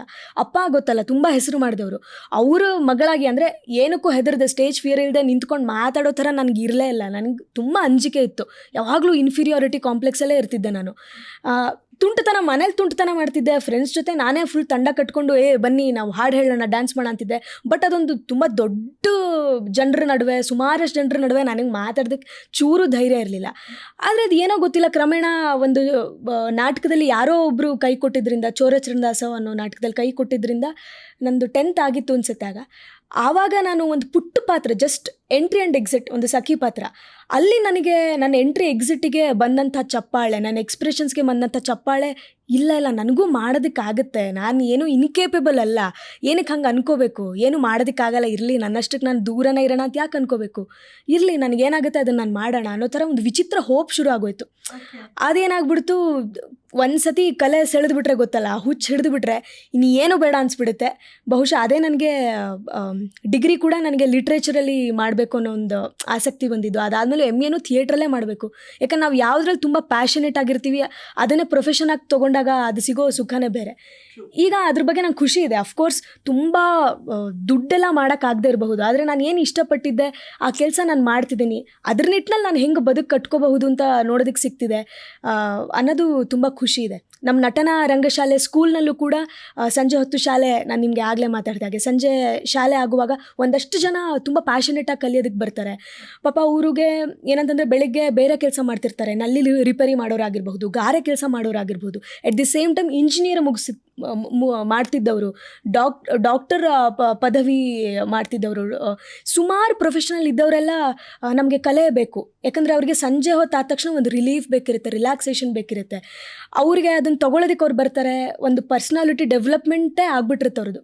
ಆ ಇಡೀ ಸಂಜೆ ಶಾಲೆ ಏನಿದೆ, ಗ್ರೀಕ್ ರಂಗಭೂಮಿ, ಎಲ್ಲ ರಂಗಭೂಮಿ, ಸಂಸ್ಕೃತ ರಂಗಭೂಮಿ, ರೋಮ್ ರಂಗಭೂಮಿ, ಎಲಿಜಬೆಥನ್ ರಂಗಭೂಮಿ, ಆಧುನಿಕ ರಂಗಭೂಮಿ, ಎಲ್ಲದ್ರ ಬಗ್ಗೆ ಅವ್ರಿಗೆ ಗೊತ್ತಾಗ್ತಾ ಅವರೆಷ್ಟು ನ್ಯಾರೋಗಿ ಯೋಚಿಸ್ತಿರ್ತಾರೆ. ಇಲ್ಲ, ಜಗತ್ತು ತುಂಬ ವಿಶಾಲವಾಗಿದೆ, ತುಂಬ ಪಾಸಿಟಿವಿಟಿನೂ ಇದೆ, ಬರೀ ಹಾಳಾಗಿಲ್ಲ, ನಾವು ಅದನ್ನು ಕಂಡುಕೋಬೇಕಿದೆ ಅನ್ನೋದು ಅವ್ರಿಗೆ ಅರ್ಥ ಆಗೋಕ್ಕೆ ಶುರು ಆಯಿತು ಎಲ್ಲ ಸ್ಟೂಡೆಂಟ್ಸ್ಗೂ. ಇದನ್ನು ನಾನು ಚಿಕ್ಕ ವಯಸ್ಸಿಂದನೂ ನೋಡ್ಕೋತಾ ಬಂದೆ. ಹಾಗಾಗಿ ಅಲ್ಲಿ ತುಂಬ ವಿಧವೆಯರ ಮಕ್ಕಳುಗಳು, ಆಮೇಲೆ ಬೇರೆ ಬೇರೆ ವರ್ಗದ ಎಲ್ಲ ಮಕ್ಕಳುಗಳು ಬಂದಾಗ ಎಲ್ಲರೂ ಒಟ್ಟಿಗೆ ಸರ್ಕಲಲ್ಲೇ ಕೂತ್ಕೋಬೇಕಿತ್ತು. ಎಲ್ರಿಗೂ ಅವ್ರವ್ರ ಒಪಿನಿಯನ್ ಹೇಳಬೇಕಿತ್ತು. ಅಂದರೆ ನೀನು ಹೇಳಂಗಿಲ್ಲ, ನಿನಗೆ ಮಾತಾಡೋದಕ್ಕೆ ಬರಲ್ಲ, ನೀನು ಸ್ವಲ್ಪ ತೊದಲ್ತೀಯ, ಅಥವಾ ನೀನು ಒಂದೊಂದು ಮಾತಾದ್ಮೇಲೆ ಹೆವಿ ಗ್ಯಾಪ್ ತೊಗೋತೀಯ, ನೀನು ಮಾತಾಡಬೇಡ ಅಂತ ಯಾರಿಗೂ ಹಂಗೆ ಹೇಳೋ ಚಾನ್ಸಸ್ಸೇ ಇಲ್ಲ. ನಿನ್ಗೆ ಹಂಗಾಗುತ್ತೆ, ಇರಲಿ, ನೀನು ಅಟೆಂಪ್ಟ್ ಮಾಡು, ನೀನು ಮಾತಾಡು, ನೀ ಚೆನ್ನಾಗಿ ಮಾತಾಡ್ತೀಯ, ನೀನು ಮಾತಾಡು, ನೀ ಚೆನ್ನಾಗಿ ಮಾತಾಡ್ತೀಯ ಅಂತ ನೀನು ಪದೇ ಪದೇ ಹೊಗಳೋ ಕೆಲಸ ಮಾಡಲ್ಲ, ಹಾಗಂತ ನೀನು ಇನ್ನೂ ಮಾತಾಡೋದಕ್ಕೆ ಕಷ್ಟ ಆಗ್ತಿದೆ ಅಂತ ನೀನು ತೆಗಳೋ ಕೆಲಸನೂ ಮಾಡಲ್ಲ. ಎಲ್ಲರೂ ಒಂದೇ ಅನ್ನೋ ಒಂದು ಸರ್ಕಲ್ನಲ್ಲಿ, ಎಲ್ಲರೂ ಒಂದೇ ಅನ್ನೋ ಭಾವ ಹುಟ್ಟಿಸೋ ಒಂದು ಕಲೆ ಇರೋದೇ ರಂಗಭೂಮಿನಲ್ಲಿ. ಅದನ್ನು ನಟನದಿಂದ ನಾನು ಚಿಕ್ಕ ವಯಸ್ಸಿಂದ ನೋಡ್ಕೊಂಡು ಬರ್ತಿದ್ರಿಂದ ಎಲ್ಲೂ ಈ ಜಾತಿ, ಧರ್ಮ, ಕೆಳಗೆ ಮೇಲೆ ಇದು ಯಾವುದು ನನಗೆ ಮ್ಯಾಟರ್ ಆಗ್ತಾನೆ ಇದ್ದಿರಲಿಲ್ಲ. ನಾನು ಏನು ಬದುಕ್ತಿದ್ದೀನಿ ಅದು ತುಂಬ ಎಂಪತಿ ಇಟ್ಕೊಂಡು ಬದುಕಬೇಕು, ತುಂಬ ಹ್ಯುಮ್ಯಾನಿಟಿ ಇರಬೇಕು ಅನ್ನೋ ಒಂದು ನೆಲೆಗಟ್ಟಿನಲ್ಲೇ ಎಲ್ಲದು ಯೋಚಿಸೋ ಥರ ಮಾಡಿಬಿಡ್ತು ರಂಗಭೂಮಿ. ಹಾಗಾಗಿ ಈಗಲೂ ಇನ್ನು ಮುಂದೆನೂ ಹಾಗೆ ಇರಬೇಕು ಅನ್ನೋದಕ್ಕೆ ನಾನು ಬಯಸ್ತೆ. ಸೊ ಚೈಲ್ಡ್ಹುಡ್ ಹೆಂಗಾಗ್ಬಿಡ್ತು ಅಂದರೆ, ಒಂದು ಟೈಮ್ ತನಕ ಇನ್ಫೀರಿಯರ್ ಆಗಿದ್ದವಳು, ಆಮೇಲೆ ಒಂದು ನಾಟಕದಲ್ಲಿ ಒಂದು ಒಳ್ಳೆ ಆಸಕ್ತಿ ಬಿಲ್ಡ್ ಆಗಿದ್ದು, ಆಮೇಲೆ ಅದಾದ ನಂತರ ಜರ್ನಿ ಬೇರೆನೇ ಆಗ್ಬಿಡ್ತು. ಎಲ್ಲದನ್ನೂ ನೋಡೋ ದೃಷ್ಟಿಕೋನ, ಇಲ್ಲ ಇನ್ನೂ ಕಲಿಬೇಕು, ಇನ್ನೂ ತುಂಬ ಇದೆ, ಜಗತ್ತು ಚೆನ್ನಾಗಿದೆ, ಅದರಲ್ಲಿ ಹುಡ್ಕೋ ಕೆಲಸ ಮಾಡೋಣ ಅನ್ನೋ ಒಂದು ಆಸೆ ಶುರು ಆಯಿತು. That's nice. ಸೊ ಮನೇಲಿ ಇಬ್ಬರೂ ಕೂಡ ಕಲಾ ಕ್ಷೇತ್ರದಲ್ಲೇ ಇದ್ದಿದ್ರಿಂದ ತಮಗೂ ಕೂಡ ಆ ಕ್ಷೇತ್ರ ಎಳೀತು ಅಂದರೆ ತಪ್ಪಾಗಲ್ಲ ಅಲ್ವಾ? ಹೌದು ಹೌದು. ಸೊ ಡ್ಯಾಡಿಯಿಂದ ಕಲ್ತಂಥದ್ದೇನು? ಅಳಿಯ ರಮೇಶ್ ಸರಿಂದ ಅವರಿಂದ ಅಂದರೆ ಪ್ರತಿದಿನವೂ ಅಂದರೆ ತುಂಬ ಪ್ರಮುಖವಾಗಿ ಶಿಸ್ತು. ಅಂದರೆ ಅವ್ರಿಗೆ ಮೊದಲಿಂದನೂ ಏನಂತ ಹೇಳಿದ್ರೆ, ರಾಜ್ಕುಮಾರ್ ಸರ್ ಅವರ ಅತಿ ದೊಡ್ಡ ಫ್ಯಾನು. ಅಂದರೆ ಯಾರು ಅವರ ಅಭಿನಯನ ಆ್ಯಂಡ್ ಮುಖ್ಯವಾಗಿ ಅವ್ರ ವ್ಯಕ್ತಿತ್ವನ ಇಷ್ಟಪಡ್ದಾರೋ ಜನರೇ ಇಲ್ಲ ಇಲ್ಲಿ. ಅದರಲ್ಲೂ ಅಪ್ಪಂಗಂತೂ ತುಂಬ ಇಷ್ಟ ರಾಜ್ಕುಮಾರ್ ಸರ್ ಅಂದರೆ. ಅವ್ರನ್ನ ತುಂಬ ಪ್ರೀತಿ ಮಾಡ್ತಿದ್ರು, ಧ್ಯಾನಿಸ್ತಿದ್ರು, ಅವರು ಅಂತಂದರೆ ಜಪಿಸ್ತಾ ಇದ್ರು, ಯಾಕೋ ಗೊತ್ತಿಲ್ಲ. ಹಾಗಾಗಿ ಅವರಲ್ಲಿದ್ದಿದ್ದ ಶಿಸ್ತು ಏನಿದೆ ಅಪ್ಪಂಗೆ ಬಂದಿದ್ದಿದೆ. ಅವರು ರಾಜ್ಕುಮಾರ್ ಸರಿಂದ ಹಿಡಿದು ಅವ್ರ ಕುಟುಂಬದಲ್ಲಿ ಒಂದಷ್ಟು ಜನ ಹಿರಿಜೀವಿಗಳು ಬದುಕ್ತಿದ್ದ ರೀತಿ ಅವರಿಂದ ಕಂಡುಕೊಂಡು ಶಿಸ್ತು, ಆ್ಯಂಡ್ ಪ್ರಮುಖವಾಗಿ ಅವ್ರು ನೀನಾಸಂನಲ್ಲಿ ಕಲ್ತಂಥ ಶಿಸ್ತು, ಇದೆಲ್ಲದೂ ಕೂಡ ಅವ್ರಿಗೊಂಥರ ಜನ್ಮಗತವಾಗಿ ರೂಢಿ ಆಗ್ಬಿಟ್ಟಿತ್ತು. ಶಿಸ್ತು ಪ್ರಮುಖವಾಗಿ. ನಿಂಗೆ ಏನೇ ಪ್ರತಿಭೆ ಇದ್ದರೂ, ನೀನು ಏನೇ ಎಷ್ಟೇ ಟ್ಯಾಲೆಂಟೆಡ್ ಇದ್ಕೊಂಡು, ನೀನೇನೇ ಸ್ಕಿಲ್ಫುಲ್ಲಾಗಿ ನೀನು ಇದ್ದಿರಬಹುದು, ಬಟ್ ನಿಂಗೆ ಶಿಸ್ತು ಇಲ್ಲದೆ ಹೋದರೆ, ನಿನಗೆ ಅದ್ರ ಬಗ್ಗೆ ಒಂದು ತೀವ್ರವಾದ ಡೆಡಿಕೇಶನ್ ಇಲ್ಲದೆ ಇದ್ದರೆ ನಿನಗೇನು ಮಾಡೋದಕ್ಕಾಗಲ್ಲ. ಪ್ರತಿಭೆ ಇದ್ದರೂ ಒಂದು ತನಕ ಅದು ಸಸ್ಟೈನ್ ಆಗ್ಬೋದು, ಆಮೇಲೆ ನಿಂಗೇನು ಮಾಡೋದಕ್ಕಾಗಲ್ಲ ಅಂತ ಅವ್ರು ಯಾವಾಗಲೂ ಅವ್ರೆಲ್ಲ ವಿದ್ಯಾರ್ಥಿಗಳಿಗೂ ಹೇಳೋದೇ ಅದನ್ನು. ಯಾಕಂದ್ರೆ ತುಂಬ ಜನ ಟ್ಯಾಲೆಂಟೆಡ್ ಜನ ಇದ್ದಾರೆ, ಆದರೆ ಅವ್ರು ಯಾರಿಗೂ ಶಿಸ್ತೇ ಇರಲ್ಲ. ಅದು ನಿಲ್ಲಲ್ಲ ಅಂತ ಅವರಿಂದ ಕಲ್ತ್ಕೊಂಡಿದ್ದು. ಆಮೇಲೆ ನೀನು ಏನು ಮಾಡ್ತಿದ್ಯಾ, ನಿನ್ನ ಕೆಲಸದ ಬಗ್ಗೆ ನಂಬಿಕೆ ಇಡು, ತುಂಬ ಅಸ್ಥಿರವಾಗಿರಬೇಡ. ಆಗುತ್ತಾ ಇಲ್ವಾ, ಇಲ್ಲ ನನಗೆ ಇದು ಮೋಸ್ಟ್ಲಿ ಡೌಟ್ ಆಗುತ್ತೆ ಅಂತ. ನಾನು ಇದ್ದಿದ್ದೆ ಹಂಗೆ, ನಿಮ್ಗೆ ಹೇಳಿದ್ನಲ್ಲ, ಚಿಕ್ಕ ವಯಸ್ಸಲ್ಲಿ ನಾನು ಬದುಕಿದ್ದೆ ಅಸ್ಥಿರವಾಗಿ, ಇಲ್ಲ ನನ್ನ ಕೈಲಿ ಆಗಲ್ಲ, ಎಷ್ಟೆಷ್ಟು ಜನ ಚೆನ್ನಾಗಿ ಮಾಡೋರು ಇದ್ದಾರೆ, ನನ್ನ ಕೈಲಾಗುತ್ತೆ ಅಂತ. ಬಟ್ ಯಾವಾಗ ನಾನು ಅಟೆಂಪ್ಟ್ ಮಾಡಿ ಅದಕ್ಕೊಂದು ಸಣ್ಣ ಮಟ್ಟಿನ ಒಳ್ಳೆ ರಿಸಲ್ಟ್ ಸಿಕ್ತೋ, ಇಲ್ಲ ನಾನು ಮಾಡ್ಬೋದು ಅನ್ಸುತ್ತೆ, ಯಾಕೆ ಇಷ್ಟು ದಿನ ಟೈಮ್ ವೇಸ್ಟ್ ಮಾಡಿಬಿಟ್ಟೆ ಅನಿಸ್ಬಿಡ್ತು. ಸೊ ಅವ್ರು ನಂಬಿಕೆ ಇಡು, ನೀನೇನೇ ಕೆಲಸ ಮಾಡಿದ್ರು ನಂಬಿಕೆ ಇಡು. ಸೊ ಈ ಶಿಸ್ತು, ನಂಬಿಕೆ, ಆಮೇಲೆ ಕೆಲಸ ಅಷ್ಟೇ. ಅವರು ಸುಮ್ಮನೆ ಕೂತಿದ್ದೇ ಇಲ್ಲ ಆದರ್ಶಿನವ್ರು, ಯಾವಾಗಲೂ ಏನಾದ್ರು ಕೆಲಸ ಮಾಡ್ತಿರ್ಬೇಕು. ಈಗಲೂ ಅಷ್ಟೇ, ಕೊರೋನಾ ಟೈಮಲ್ಲೂ, ಕೊರೋನಾದಲ್ಲೂ ಏನಾಗ್ಬಿಡ್ತು, ತುಂಬ ಜನ ಸಾಯ್ತಾಯಿದ್ರು. ಆದರೆ ಅವ್ರಿಗೇನಿತ್ತು ಅವ್ರ ಮನಸ್ಸಿನಲ್ಲಿ ಅಂತಂದರೆ, ಹೌದು ತುಂಬ ನೆಗೆಟಿವಿಟಿ ತುಂಬಿದ್ರೂ ಆಗ್ತಾನೆ ಹುಟ್ಟಿದ ಮಕ್ಕಳಿದ್ವು, ಅಥವಾ ಆಗ್ತಾನೆ ಒಂದು 6-7 ವರ್ಷದ ಮಕ್ಕಳಿದ್ವು, 10 ವರ್ಷದ ಮಕ್ಕಳಿದ್ವು. ಅವರಿಗೆಲ್ಲ ಹೆಂಗಾಗ್ಬಿಡ್ತು ಅಂದರೆ, ಓ ಜಗತ್ತಿರೋದೇ ಹೀಗೆ, ಆಗಾಗ ಈ ಥರ ಆಗ್ತಿರುತ್ತೆ. ಸೊ ತಕ್ಷಣ ನಾವೇನು ಮಾಡಿದ್ವಿ, ಪ್ರತಿ ವರ್ಷವೂ ಒಂದು 25 ವರ್ಷದಿಂದ ನಾವು ರಜಾ ಮಜಾ, 24-25 ವರ್ಷದಿಂದ ರಜಾ ಮಜಾ ಅಂತ ಮಕ್ಕಳು ಬೇಸಿಗೆ ಶಿಬಿರ ಮಾಡ್ತೀವಿ ಸಮ್ಮರ್ ಹಾಲಿಡೇಸ್ನಲ್ಲಿ. ಈಗ ಅದೇ ಮುಗೀತು ಕೂಡ, ಈಗ ಒಂದು 1 ವೀಕ್ ಬ್ಯಾಕು. ಅದೊಂದು ದೊಡ್ಡ ಸಂಭ್ರಮ. ಅಲ್ಲಿ ಏನಂತಂದ್ರೆ 1-2 ವರ್ಷ ಅದನ್ನು ಮಾಡೋಕ್ಕೆ ಆಗಲಿಲ್ಲ ಕೊರೋನಾದಿಂದ. ಅವಾಗ ಏನಾಯ್ತಪ್ಪಂಗೆ, ಅಯ್ಯೋ ಆ ಮಕ್ಕಳಿಗೆ ಅದು ಎಲ್ಲ ಸಿಗೋದು ತಪ್ಪು ಹೋಗಬಾರ್ದು, ಅಂದರೆ ಅವರು ಜಗತ್ತನ್ನು ನೋಡೋ ರೀತಿ ಇನ್ನೊಂದು ಥರ ಆಗ್ಬಿಡ್ಬಾರ್ದು, ನೆಗೆಟಿವ್ ಆಗಿ ಇಂಪ್ಯಾಕ್ಟ್ ಮಾಡಿಬಿಡ್ಬಾರ್ದು. ಮಕ್ಕಳಿಗೋಸ್ಕರ ನಾವು ಕೊರೋನಾ ಟೈಮಲ್ಲಿ ನಿಲ್ಲಿಸಬಾರ್ದು ಅಂಥೇಳಿ ಮೀನುಕಾಣಿಕೆ ಅಂತ ಆನ್ಲೈನ್ ಶಿಬಿರ ಮಾಡಿದ್ವಿ ನಟನದಿಂದ. ಸೊ ಇದೆಲ್ಲ ಹೆಂಗೆ ಅಂತಂದರೆ, ಅವ್ರು ಕೆಲಸ ಮಾಡ್ತಿರ್ಬೇಕು, ನಿರಂತರತೆ ಇರಬೇಕು, ಕನ್ಸಿಸ್ಟೆನ್ಸಿ ಇರಬೇಕು. ಇದೆಲ್ಲದು ಕೂಡ ಅಪ್ಪನಿಂದಲೇ ಆ್ಯಕ್ಚುಲಿ ನನಗೆ ಕಲಿಯೋಕ್ಕೆ ಸಿಕ್ಕಿದ್ದು. ಆದರೆ ಖಂಡಿತವಾಗ್ಲೂ ಅವರಷ್ಟು ಏನು ಹೇಳ್ತಾರೆ, ನಿರಂತರತೆ ಅಲ್ಲಲ್ಲಿ ಮಿಸ್ ಆಗಿಬಿಡಬಹುದು, ಅಂದರೆ ನಮ್ಮ ಜನ್ರೇಷನ್ ಅವ್ರಿಗೆ. ಆದರೆ ಅದನ್ನು ಹಿಡ್ದಿದ್ದಕ್ಕೆ ಅವ್ರಂಥವ್ರು ಒಬ್ಬರಿದ್ರೆ, ಇಲ್ಲ ನಿನ್ನ ಮಿಸ್ ಆಗ್ತಿದೆ ಅಂತ ಹೇಳೋದಕ್ಕೆ ಕೈ ತೋರಿಸೋ ಒಬ್ಬರಿದ್ರೆ, ಇಲ್ಲ ವಾಪಸ್ ಟ್ರ್ಯಾಕಿಗೆ ಬರೋ ಥರ ಆಗುತ್ತೆ ಅಂತ. ಸೊ ಇಬ್ಬರು ಆ್ಯಕ್ಟಿಂಗ್ ಫೀಲ್ಡಲ್ಲೇ ಇದ್ದಿದ್ರಿಂದ, ಸೊ ಈ ಆ್ಯಕ್ಟರ್ಸ್ ಆ್ಯಕ್ಟ್ರೆಸಸ್ ಅಂದ ತಕ್ಷಣ ತುಂಬ ಬ್ಯುಸಿ ಲೈಫು. ಸೊ ಟೈಮ್ ಕೊಡ್ತಾ ಇದ್ರಾ ನಿಮಗೆ? ತುಂಬ ಮಾಡ್ಕೋತಿದ್ರು ಪಾಪ ಅವರು. ಆ್ಯಕ್ಚುಲಿ ನಮ್ಮ ಅಮ್ಮಂಗಂತೂ ಈಗಲೂ ಅದ್ರ ಬಗ್ಗೆ ಬಹಳ ರಿಗ್ರೆಟ್ ಇದೆ. ಏನಂತಂದರೆ, ಅವ್ರಿಗೆ ಶೋಸ್ ಅಂತ, ಅವರು ರಂಗಭೂಮಿ ಕಲಾವಿದ ಆಗಿದ್ದರಿಂದ ರಂಗಾಯಣದಲ್ಲಿ ಎಲ್ಲ ಶೋಸ್ಗೆ ಅಂತ ಬೇರೆ ಬೇರೆ ಕಂಟ್ರೀಸಲ್ಲಿ, ಬೇರೆ ಬೇರೆ ಸ್ಟೇಟ್ಸ್ಗೆ ಎಲ್ಲ ಥ್ರೂಔಟ್ ಕರ್ನಾಟಕ, ಥ್ರೂಔಟ್ ಇಂಡಿಯಾ, ಅಬ್ರಾಡಲ್ಲೆಲ್ಲ ಹೋಗಿ ಶೋಸ್ ಮಾಡೋ ಥರ ಇರ್ತಿತ್ತು ಅವ್ರಿಗೆ. ಸೊ ಅವ್ರಿಗೇನಂತಂದರೆ, ಆ ಟೈಮಲ್ಲಿ ನಂಗೆ ಸ್ಕೂಲ್ ಡೇ ಇರ್ತಿತ್ತು, ಪೇರೆಂಟ್ ಟೀಚರ್ಸ್ ಮೀಟಿಂಗ್ ಮಧ್ಯದಲ್ಲಿ ಇರ್ತಿತ್ತು. ಅದೆಲ್ಲ ನಾನು ಎಷ್ಟೊಂದು ಸತಿ ಬರೋಕ್ಕೆ ಆಗ್ತಿದ್ದಿರಲಿಲ್ಲ. ಆದರೆ ಅಪ್ಪ ಮಾತ್ರ ಅಟ್ಲೀಸ್ಟ್ ಅವಳಲ್ಲಿ ಹೋಗಿದ್ದಾಳೆ ಅಂದರೆ ನಾನು ಶೂಟಿಂಗಲ್ಲಿ ಇರ್ತೀನಿ, ನಾನು ಬಿಡುವು ಮಾಡ್ಕೊಂಡು ಹೋಗಬೇಕು ಅಂತ ಎಲ್ಲ ಪೇರೆಂಟ್ಸ್ ನಡುವೆ ಅವರು ಒಬ್ಬ ಸಾಮಾನ್ಯ ಪೇರೆಂಟಾಗಿ ಬಂದು ಕೇಳಿಕೊಂಡು, ನನ್ನ ಬಗ್ಗೆ ಏನಾದ್ರು ಬೈದರೆ, ಇಲ್ಲ ಸರ್ ಇವಳು ತುಂಬ ರಜಾ ಹಾಕ್ತಾಳೆ ಅಂತಿದ್ರೆ, ಇಲ್ಲ ಸರ್ ಇವಳು ತುಂಬ ಏನು ಕಲಿಯೋದಿಲ್ಲ ಅಂತಾಳೆ, ಬರೀ ಈ ಥರ ಹಾಡು, ನಾಟಕ, ಡ್ಯಾನ್ಸು ಅಂತ ಹೋಗ್ತಿರ್ತಾಳೆ, ಸ್ವಲ್ಪ ಎಜುಕೇಷನ್ ಕಡೆ ಗಮನ ಕೊಡಬೇಕು ಅಂತೆಲ್ಲ ಅವ್ರಿಗೆ ಹೇಳಿದಾಗ, ಆಯಿತು ನಾನು ಕಾನ್ಸಂಟ್ರೇಟ್ ಮಾಡಿಸ್ತೀನಿ ಅಂತ ಹೇಳಿ ವಾಪಸ್ ಬಂದಮೇಲೆ, ಹಂಗೆ ಮಾಡೋಂಗಿಲ್ಲ, ಡಿಗ್ರಿ ಮುಗಿಯೋ ತನಕ ನೀನು ಓದಿನ ಬಗ್ಗೆ ಗಮನ ಕೊಡಲೇಬೇಕು ಅಂತೆಲ್ಲ ಚೆನ್ನಾಗಿ ಬೈದು. ಸೊ ಅಪ್ಪ ಟೈಮ್ ಕೊಡೋಕ್ಕೆ ಶುರು ಮಾಡಿರ್ತಿದ್ರು. ಬಟ್ ಅಮ್ಮನೂ ಪಾಪ ಅವ್ರು ಇರೋ ಟೈಮಲ್ಲೆಲ್ಲ ಓದ್ಸೋಕ್ಕಾಗದೇ ಇದ್ರೂ ಏನು ಮಾಡೋಕ್ಕೆ ಸಾಧ್ಯ ಇದೆ ಅವ್ರ ಜೊತೆ, ಹೆಂಗೆ ಕಾಲ ಕಳಿಬೋದು, ದಿನ ಹೆಂಗಿತ್ತು ಅಂತ ಕೇಳೋದಾಗಲಿ, ಅದನ್ನು ಇಬ್ಬರು ಕೂಡ ತುಂಬ ಪ್ರಯತ್ನ ಪಟ್ಟಿದ್ದಾರೆ ಟೈಮ್ ಕೊಡೋದಕ್ಕೆ. ಎಲ್ಲೂ ಹಂಗೆ ಮಿಸ್ ಔಟ್ ಆಗೋದಕ್ಕೆ ನೋಡ್ಕೊಳ್ಳಿಲ್ಲ ಅವರಿಬ್ಬರು. ಅಲ್ಲ, ನಿಮ್ಮ ಅಪ್ಪ ಅಮ್ಮ, ಅಪ್ಪ ಆ್ಯಕ್ಚುಲಿ ಫೇಮಸ್ಸು. ಸೊ ನಿಮ್ಮ ಫ್ರೆಂಡ್ ಸರ್ಕಲ್ ಆಗಿರ್ಬೋದು, ಇಲ್ಲ ನಿಮ್ಮ ಟೀಚರ್ಸ್ ಆಗಿರ್ಬೋದು, ಮಂಡ್ಯ ರಮೇಶ್ ಮಗಳು ಅನ್ನೋ ಥರದ್ದು ಒಂದು ಸೈಡ್ ಪ್ರೀತಿ ತೋರಿಸೋದು, ಆ ಥರದ್ದು ಏನಾದರೂ ಆಗ್ತಿತ್ತಾ? ಹಾಂ, ಎರಡೂ ಆಗಿದೆ ಆದರ್ಶಿನಿ ಅವರೇ. ಹೆಂಗೆ ಅಂದರೆ, ಒಂದೇನೆಂದರೆ, ಅಂದರೆ ಈಗ ಅಪ್ಪನಿಂದ ಅಷ್ಟು ಒಳ್ಳೆ ಪ್ರತಿಭಾನ್ವಿತರವರು, ಅವ್ರ ಮಗಳಾಗಿರೋದಕ್ಕೆ ಒಂದು ರೆಸ್ಪೆಕ್ಟ್ ಇರುತ್ತೆ, ಅವ್ರ ಮಗಳಾಗಿದ್ದೀರಾ, ಸೊ ಅವ್ರ ಜೊತೆ ನೀವು ಬದುಕ್ತಿದ್ದೀರಾ, ಎಂತೆಂಥ ಎಕ್ಸ್ಪೀರಿಯನ್ಸ್ ಸಿಗ್ತಿರ್ಬೇಡ ನಿಮಗೆ ಅಂತ. ಇದು ಒಂದು ಕಡೆ ಆದರೆ, ಇನ್ನೊಂದು ಕಡೆ ಏನೋ ಅವ್ರ ಮಗಳಂತ, ಅವ್ರ ಮಗಳ, ನಾನು ಮಾತಾಡ್ಸಲ್ಲ, ನಾನು ನೋಡೋದೇ ಇಲ್ಲ. ನಾವು ಸ್ಕೂಲಲ್ಲಿ ಎರಡೂ ಆಗಿದೆ. ಒಂದಷ್ಟು ವರ್ಗದವರು ಮನೆ, ಅಪ್ಪ ಏನು, ಯಾವ ಸಿನಿಮಾ ಮಾಡ್ತಿದ್ದಾರೆ, ಯಾವ ಸೀರಿಯಲ್ ಮಾಡ್ತಿದ್ದಾರೆ, ಹೇಗಿದ್ದಾರೆ, ಈಗ ಶೂಟಿಂಗಿಂದ ಬಂದ್ರೆ ಶೂಟಿಂಗ್ ಹೆಂಗಿರುತ್ತೆ ಅಂತ ಒಂದಷ್ಟು ಜನ ಫ್ರೆಂಡ್ಸ್ ಕುತೂಹಲವಾಗಿ ಕೇಳಿದ್ರೆ, ಇನ್ನೊಂದಷ್ಟು ಜನ ನಾನು ಇದಕ್ಕೆ ಕೇರೆ ಮಾಡಲ್ಲ, ನಾನು ಅವ್ಳ ಜೊತೆ ಮಾತಾಡಲ್ಲ, ಏನು ಮಂಡ್ಯ ರಮೇಶ್ ಮಗಳಾದ್ರೆ ಏನು ಕೊಂಬ ಅವಳಿಗೆ ಅಂತ. ನಮಗೆ ಆ್ಯಕ್ಚುಲಿ ಅದು ತಲೆಲೂ ಇರ್ತೀವಿ, ನಾವು ನಾರ್ಮಲಾಗಿ ಹೆಂಗೆ ಹೋಗ್ತಿದ್ವಿ, ಅವ್ರ ಥರನೇ ಲಂಚ್ ಬಾಕ್ಸ್ ತೊಗೊಂಡೋಗ್ತೀವಿ, ಅವ್ರ ಥರನೇ ತಿಂತಿದ್ವಿ, ಅವ್ರ ಥರನೇ ಕಮ್ಮಿ ಮಾರ್ಕ್ಸು ತೊಗೋತಿದ್ವಿ, ಫುಲ್ ಹೈಯೆಸ್ಟ್ ಸ್ಕೋರು ಮಾಡ್ತಿದ್ವಿ, ನಮಗೇನು ಆ ಥರ ಇರಲಿಲ್ಲ. ಆದರೆ ಅವ್ರಿಗೇನಂತಂದರೆ ಒಂದಷ್ಟು ಜನಕ್ಕೆ ಇರ್ತಿದ್ವು. ಇನ್ನೊಂದಷ್ಟು ಜನ ನಾನು ಅಂತಾನೆ ನನ್ನ ಬುದ್ಧಿ ನೋಡಿ, ನನ್ನ ವ್ಯಕ್ತಿತ್ವ ನೋಡಿ ಪ್ರೀತಿ ಮಾಡುವಂಥ ಒಂದಷ್ಟು ಜನ ಫ್ರೆಂಡ್ಸು ಇರ್ತಿದ್ರು. ಅವ್ರ ಜೊತೆ ನಾನು ಹೆಚ್ಚು ಕನೆಕ್ಟ್ ಆಗಿಬಿಡ್ತಿದ್ದೆ. ಅವ್ರ ಅಪ್ಪ ಏನು ಮಾಡ್ತಿದ್ದಾರೆ, ಅಮ್ಮನ ಅದೇನೂ ಕೇಳ್ತಿರ್ಲಿಲ್ಲ, ಬಾ ಹೋಗೋಣ ಆಟಾಡೋಣ, ಬಾ ಹೋಗೋಣ ಓದ್ಕೊಳ್ಳೋಣ, ಈ ಥರ ಒಂದಷ್ಟು ಜನ ಫ್ರೆಂಡ್ಸ್ ಇದ್ದರು. ಅವ್ರಿಗೆ ನಾನು ಹೆಚ್ಚು ಕನೆಕ್ಟ್ ಆಗೋಕ್ಕೆ ಸಾಧ್ಯ ಆಯಿತು. ಈಗಲೂ ಒಂದಷ್ಟು ಜನ ಜೊತೆ ಕಾಂಟ್ಯಾಕ್ಟಲ್ಲಿ ಇದ್ದೀನಿ, ಅವ್ರ ಜೊತೆನೇ ಅದು. Okay, nice. ಸೊ ಅಪ್ಪನ ಹೆಸರು ಹೇಳ್ಕೊಂಡು ಏನಾದರೂ ಮಾಡಿದ್ದು, ನಮ್ಮಪ್ಪ ಗೊತ್ತಾ ಮಂಡ್ಯ ರಮೇಶ್ ಒಂಚೂರು ಕೊಡಿ, ಆ ಥರದ್ದು ಏನಾದರೂ? ಅಯ್ಯೋ ಅದ್ರ ಉಲ್ಟಾ Demand? ಆಗಿದೆ. ಇಲ್ಲ ಅದು ನಂಗೆ ಅದೊಂಥರ ಭಾರಿ ಮುಜುಗರ. ಅಂದರೆ ಸುಮಾರು ಸತಿ ಹೆಂಗಾಗ್ಬಿಡ್ತಿರ್ತಿತ್ತು, ಅದು ಏನೋ ತಲೆಯಲ್ಲಿ ಕೂತ್ಬಿಟ್ಟಿದೆ ನನಗೆ. ಹಂಗೆ ಏನಾರು ಹೇಳೋದು ಮಿಸ್ಯೂಸ್ ಮಾಡ್ಕೊಂಡಂಗೆ, ಹಂಗೇನು ಅದನ್ನ ಆ ರೀತಿಲಿ ಯೂಸ್ ಹೇಳ್ಕೊಟ್ಟಿದ್ರ ಅಪ್ಪ ಮಾಡ್ಕೋಬಾರ್ದು. ಹಂಗೆಲ್ಲ ಹೇಳ್ಬಾರ್ದು ಇಲ್ಲ, ಅಂತ? ಅದು ಏನಿಲ್ಲ. ಅವ್ರು ಏನೋ ಹೇಳ್ಕೊಟ್ರು, ನಾರ್ಮಲ್ ಆಗೇ ಇದ್ರು. ನನಗೆ ಗೊತ್ತಾಗ್ತಿತ್ತು ಇವ್ರಿಗೆ ಫೇಮ್ ಇದೆ, ಇವ್ರು ಇಷ್ಟಪಡ್ತಾರೆ ಜನ ಅಂತ. ಆದರೆ ಅದನ್ನ ಇಟ್ಕೊಂಡು ನಾನು ಇನ್ನೇನೋ ಕೆಲ್ಸಗಳು ಮಾಡೋದಕ್ಕೆ ಎಷ್ಟೊಂದು ಸತಿ ಏನಾಗ್ತಿತ್ತು, ನೀವು ನಂಬ್ತೀರಾ, ಎಷ್ಟು ನಾನು ಅದ್ರ ಬಗ್ಗೆ ಇನ್ಫೀರಿಯರ್ ಇದೆ ಅಥವಾ ಬೇಡ ಇದನ್ನು ಹೇಳ್ಕೋಬಾರ್ದು ಅಂತ. ಸ್ಕೂಲ್ನಲ್ಲಿ ನನ್ನ 10th ಮುಗಿಯೋ ತನಕ, ಅಂದರೆ ರಾಮಕೃಷ್ಣಗೆ ನಾನು 7th 3-4 ವರ್ಷದ ತನಕ ಒಂದಷ್ಟು ಜನಕ್ಕೆ ನಾನು ಮಂಡ್ಯ ರಮೇಶ್ ಮಗಳಂತಲೇ ಗೊತ್ತಿರಲಿಲ್ಲ. ನಾನು KS ರಮೇಶ್ ಅಂತ, ನಮ್ಮ ಅಪ್ಪನ ಒರಿಜಿನಲ್ ನೇಮ್ ಅದು. ಅದನ್ನು ನಾನು ಡೈರಿನಲ್ಲಿ ಎಲ್ಲ ಬರ್ತಿದ್ದೆ. ಸೊ ಅವರಿಗೆ ಗೊತ್ತಾಗ್ತಿರ್ಲಿಲ್ಲ. ಟೀಚರ್ಸ್ಗೆಲ್ಲ ಒಂದಷ್ಟು ಜನಕ್ಕೆ ಗೊತ್ತಿತ್ತು, ಬಟ್ ಸ್ಟೂಡೆಂಟ್ಸ್ಗೆ, ನನ್ನ ಕ್ಲಾಸ್ಮೇಟ್ಸ್ಗೆ ಗೊತ್ತಿರಲಿಲ್ಲ. ಒಬ್ಬರು ಡ್ರಾಯಿಂಗ್ ಟೀಚರ್ ಇದ್ದಾರೆ, ಅವ್ರು ನಂಗೆ ಇನ್ನೂ ನೆನಪಿದೆ. ಅವರು 1 ವರ್ಷ ಆದಮೇಲೆ ಅದನ್ನು ಕಂಡು ಹಿಡಿದ್ರು. ಇನ್ನೇನು 10th ಹತ್ತು ಬರ್ತಿದ್ದಂದಾಗ, ನೀನು ಅದನ್ನು ಅವಮಾನ ಅನ್ಕೋಬಾರ್ದಮ್ಮ, ಯಾಕಂಗ ಪಾಪ ಅವರು ತುಂಬ ಪ್ರೀತಿಯಿಂದ, ಯಾಕೆ ಸರಿ ಇಲ್ಲ ಒಂಥರ ಮುಜುಗರ ಆಗುತ್ತೆ. ಇಲ್ಲ ನೀನು ಅದನ್ನು ಹೆಮ್ಮೆಯಿಂದ ಹೇಳ್ಕೊ ಅಂತ. ಸೊ ಅದು ತಪ್ಪು ಇಲ್ಲ. ಏನು ಇವಾಗ ಅಷ್ಟು ಒಳ್ಳೆ, ಇವಾಗೇನೋ ದೊಡ್ಡದೇನೋ ಯಾರನ್ನೋ ಕೊಲೆ ಮಾಡಿ ಆ ಥರದ್ದೇನೋ ಕೆಟ್ಟ ಕೆಲಸ ಆಗ್ಬಿಟ್ಟಿದ್ರೆ ಹೇಳ್ಕೊಳಕ್ಕೆ ಸ್ವಲ್ಪ ಮುಜುಗರ ಆಗ್ತಿತ್ತೇನೋ. ಅವರೆಷ್ಟು ಒಳ್ಳೆ ಕೆಲಸ ಮಾಡ್ತಿದ್ದಾರೆ, ಒಂದಷ್ಟು ಜನಕ್ಕೆ But ಕಲೆ ಅದ್ರ ಒಂಥರ ಕಲಿಸ್ತಾರೆ. ಭಯ ಇರುತ್ತಲ್ಲ, ಇರುತ್ತೆ. ಅಕಸ್ಮಾತ್ ಏನಾದ್ರು ತಪ್ಪು ಮಾಡ್ಬಿಟ್ರು, ಅಯ್ಯೋ ಅವ್ರ ಮಗಳು ತಪ್ಪು ಮಾಡಿದ್ರು, ಆ ಗಾಸಿಪ್ ಜಾಸ್ತಿ ಹೌದು, ಜೋರಾಗುತ್ತೆ. ಅದು ಈಗ ಮಾರ್ಕ್ಸ್ಗಳಿಗೇನೆ. ಈಗ ನಾನು ನಾರ್ಮಲ್ ಆಗಿ ಇವಾಗೇನೋ 25 ಔಟ್ ಆಫ್ ನಾನೊಂದು 22 ತೆಗೆದೆ ಅಂತಲೇ ಇಟ್ಕೊಳ್ಳಿ. ನೀನು ಮಂಡ್ಯ ರಮೇಶ್ ಮಗಳು, ನಿಂಗೆ ಚೆನ್ನಾಗಿ ಓದೋಕ್ಕಾಗಲ್ವಾ ಅಂತಾರೆ. ಅಯ್ಯೋ ಬರೀ 22ನಾ ಅಂತ. ಅಥವಾ ನಾನು ಇನ್ನೂ ಕಮ್ಮಿ ತೆಗೆದ್ರೆ, ನೀನು ಈ ಥರ ಮಾರ್ಕ್ಸ್ ತೆಗೆದ್ರೆ ತುಂಬ ಕೆಟ್ಟ ಹೆಸರು ತಂದುಬಿಡ್ತೀನಿ ಅಂತ. ನಾನು ಯಾಕೆ ನಮ್ಮ ತಂದೆನಿಟ್ಟು ನನ್ನ ನೋಡ್ತಿದ್ದೀರಪ್ಪ, ನನ್ನನ್ನು ನನ್ನ ಥರ ನೋಡಿ ನಾರ್ಮಲ್ ಆಗಿ ಅಂತ. ಅದೇ ಏನಾದರೂ ಹೈ ಸ್ಕೋರ್ ಮಾಡಿದಾಗ ಮಾಡಲೇಬೇಕಲ್ಲ, ಮಂಡ್ಯ ರಮೇಶ್ ಮಗಳು ಅಷ್ಟು ಸ್ಕೋರ್ ಮಾಡಿದೆ ಏನು ಅಂತ. ಸೊ ಏನೂ ವ್ಯಾಲ್ಯೂ ಇಲ್ಲ ಆವಾಗಲೂ. ಈ ಥರ ಎಲ್ಲ ಒಂದು ಮಜಾ ಎಕ್ಸ್ಪೀರಿಯನ್ಸ್ಗಳು ಆಗ್ತಿತ್ತು. ಇವಾಗೆಲ್ಲ ಅವಾಗೆಲ್ಲ ಆ ಮೂಮೆಂಟಲ್ಲಿ ಇದ್ದಾಗ ಸಖತ್ ಹೀಟಪ್ ಆಗ್ತಿದೆ, ಏನಕ್ಕೆ ಈ ಥರ ನೋಡ್ತಾರೆ ಅಂತ. ಬಟ್ ಆಮೇಲೆ ಇವಾಗ ನೆನಪಿಸ್ಕೊಂಡ್ರೆ, ಇಲ್ಲೇ ಅದೊಂದು ಎಕ್ಸ್ಪೀರಿಯನ್ಸ್ ಅಲ್ವಾ, ಚೆನ್ನಾಗಿರ್ತಿತ್ತು ಅಂತ ಅನಿಸುತ್ತೆ.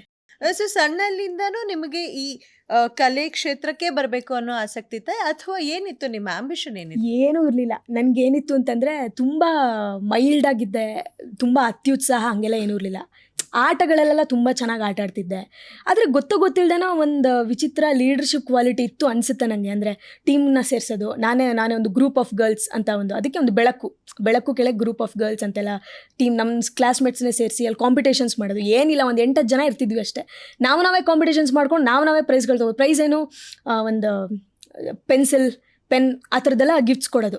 ನನ್ನ ಮನೆಯಿಂದ ನಮ್ಮ ಅಪ್ಪ ಅಮ್ಮಂಗೆ ಕೇಳಿ ಆ ಥರ ಮಾಡ್ತೀನಿ. ಸೊ ನಮ್ಮ ಅಪ್ಪಂಗೆ ಒಂದು ಸಖತ್ ಖುಷಿಯಾಗಿತ್ತು. ಇಲ್ಲ ಇವಳಿಗೆ ಆ ಥರ ಕ್ವಾಲಿಟಿ ಇದೆ, ಇವಳು ನಿಜವಾಗ್ಲೂ ಏನೋ ಒಂದು ಒಳ್ಳೇದಾಗುತ್ತೆ ಲೀಡರ್ಶಿಪ್ ಕ್ವಾಲಿಟಿ. ಬಟ್ ಅದು ಒನ್ ಟೈಮ್ ಆದಮೇಲೆ ನಂಗೆ ಅದು ಡ್ರೈನ್ ಔಟ್ ಆಗಿಬಿಡ್ತು. ಏನಾದ್ರ ಬಗ್ಗೆ ಇಂಟ್ರೆಸ್ಟೇ ಇಲ್ಲ ಅನ್ನೋ ಥರ. ಅವಾಗ ನಮ್ಮ ಅಪ್ಪಂಗೆ ಮತ್ತೆ ಆತಂಕ, ಅಯ್ಯೋ ಎಷ್ಟು ಚೆನ್ನಾಗಿ ಹಿಂಗೆಲ್ಲ ಹ್ಯಾಂಡ್ಲ್ ಮಾಡ್ತಿದ್ಲಲ್ಲ, ಏನಾಯಿತು ಅಂತ.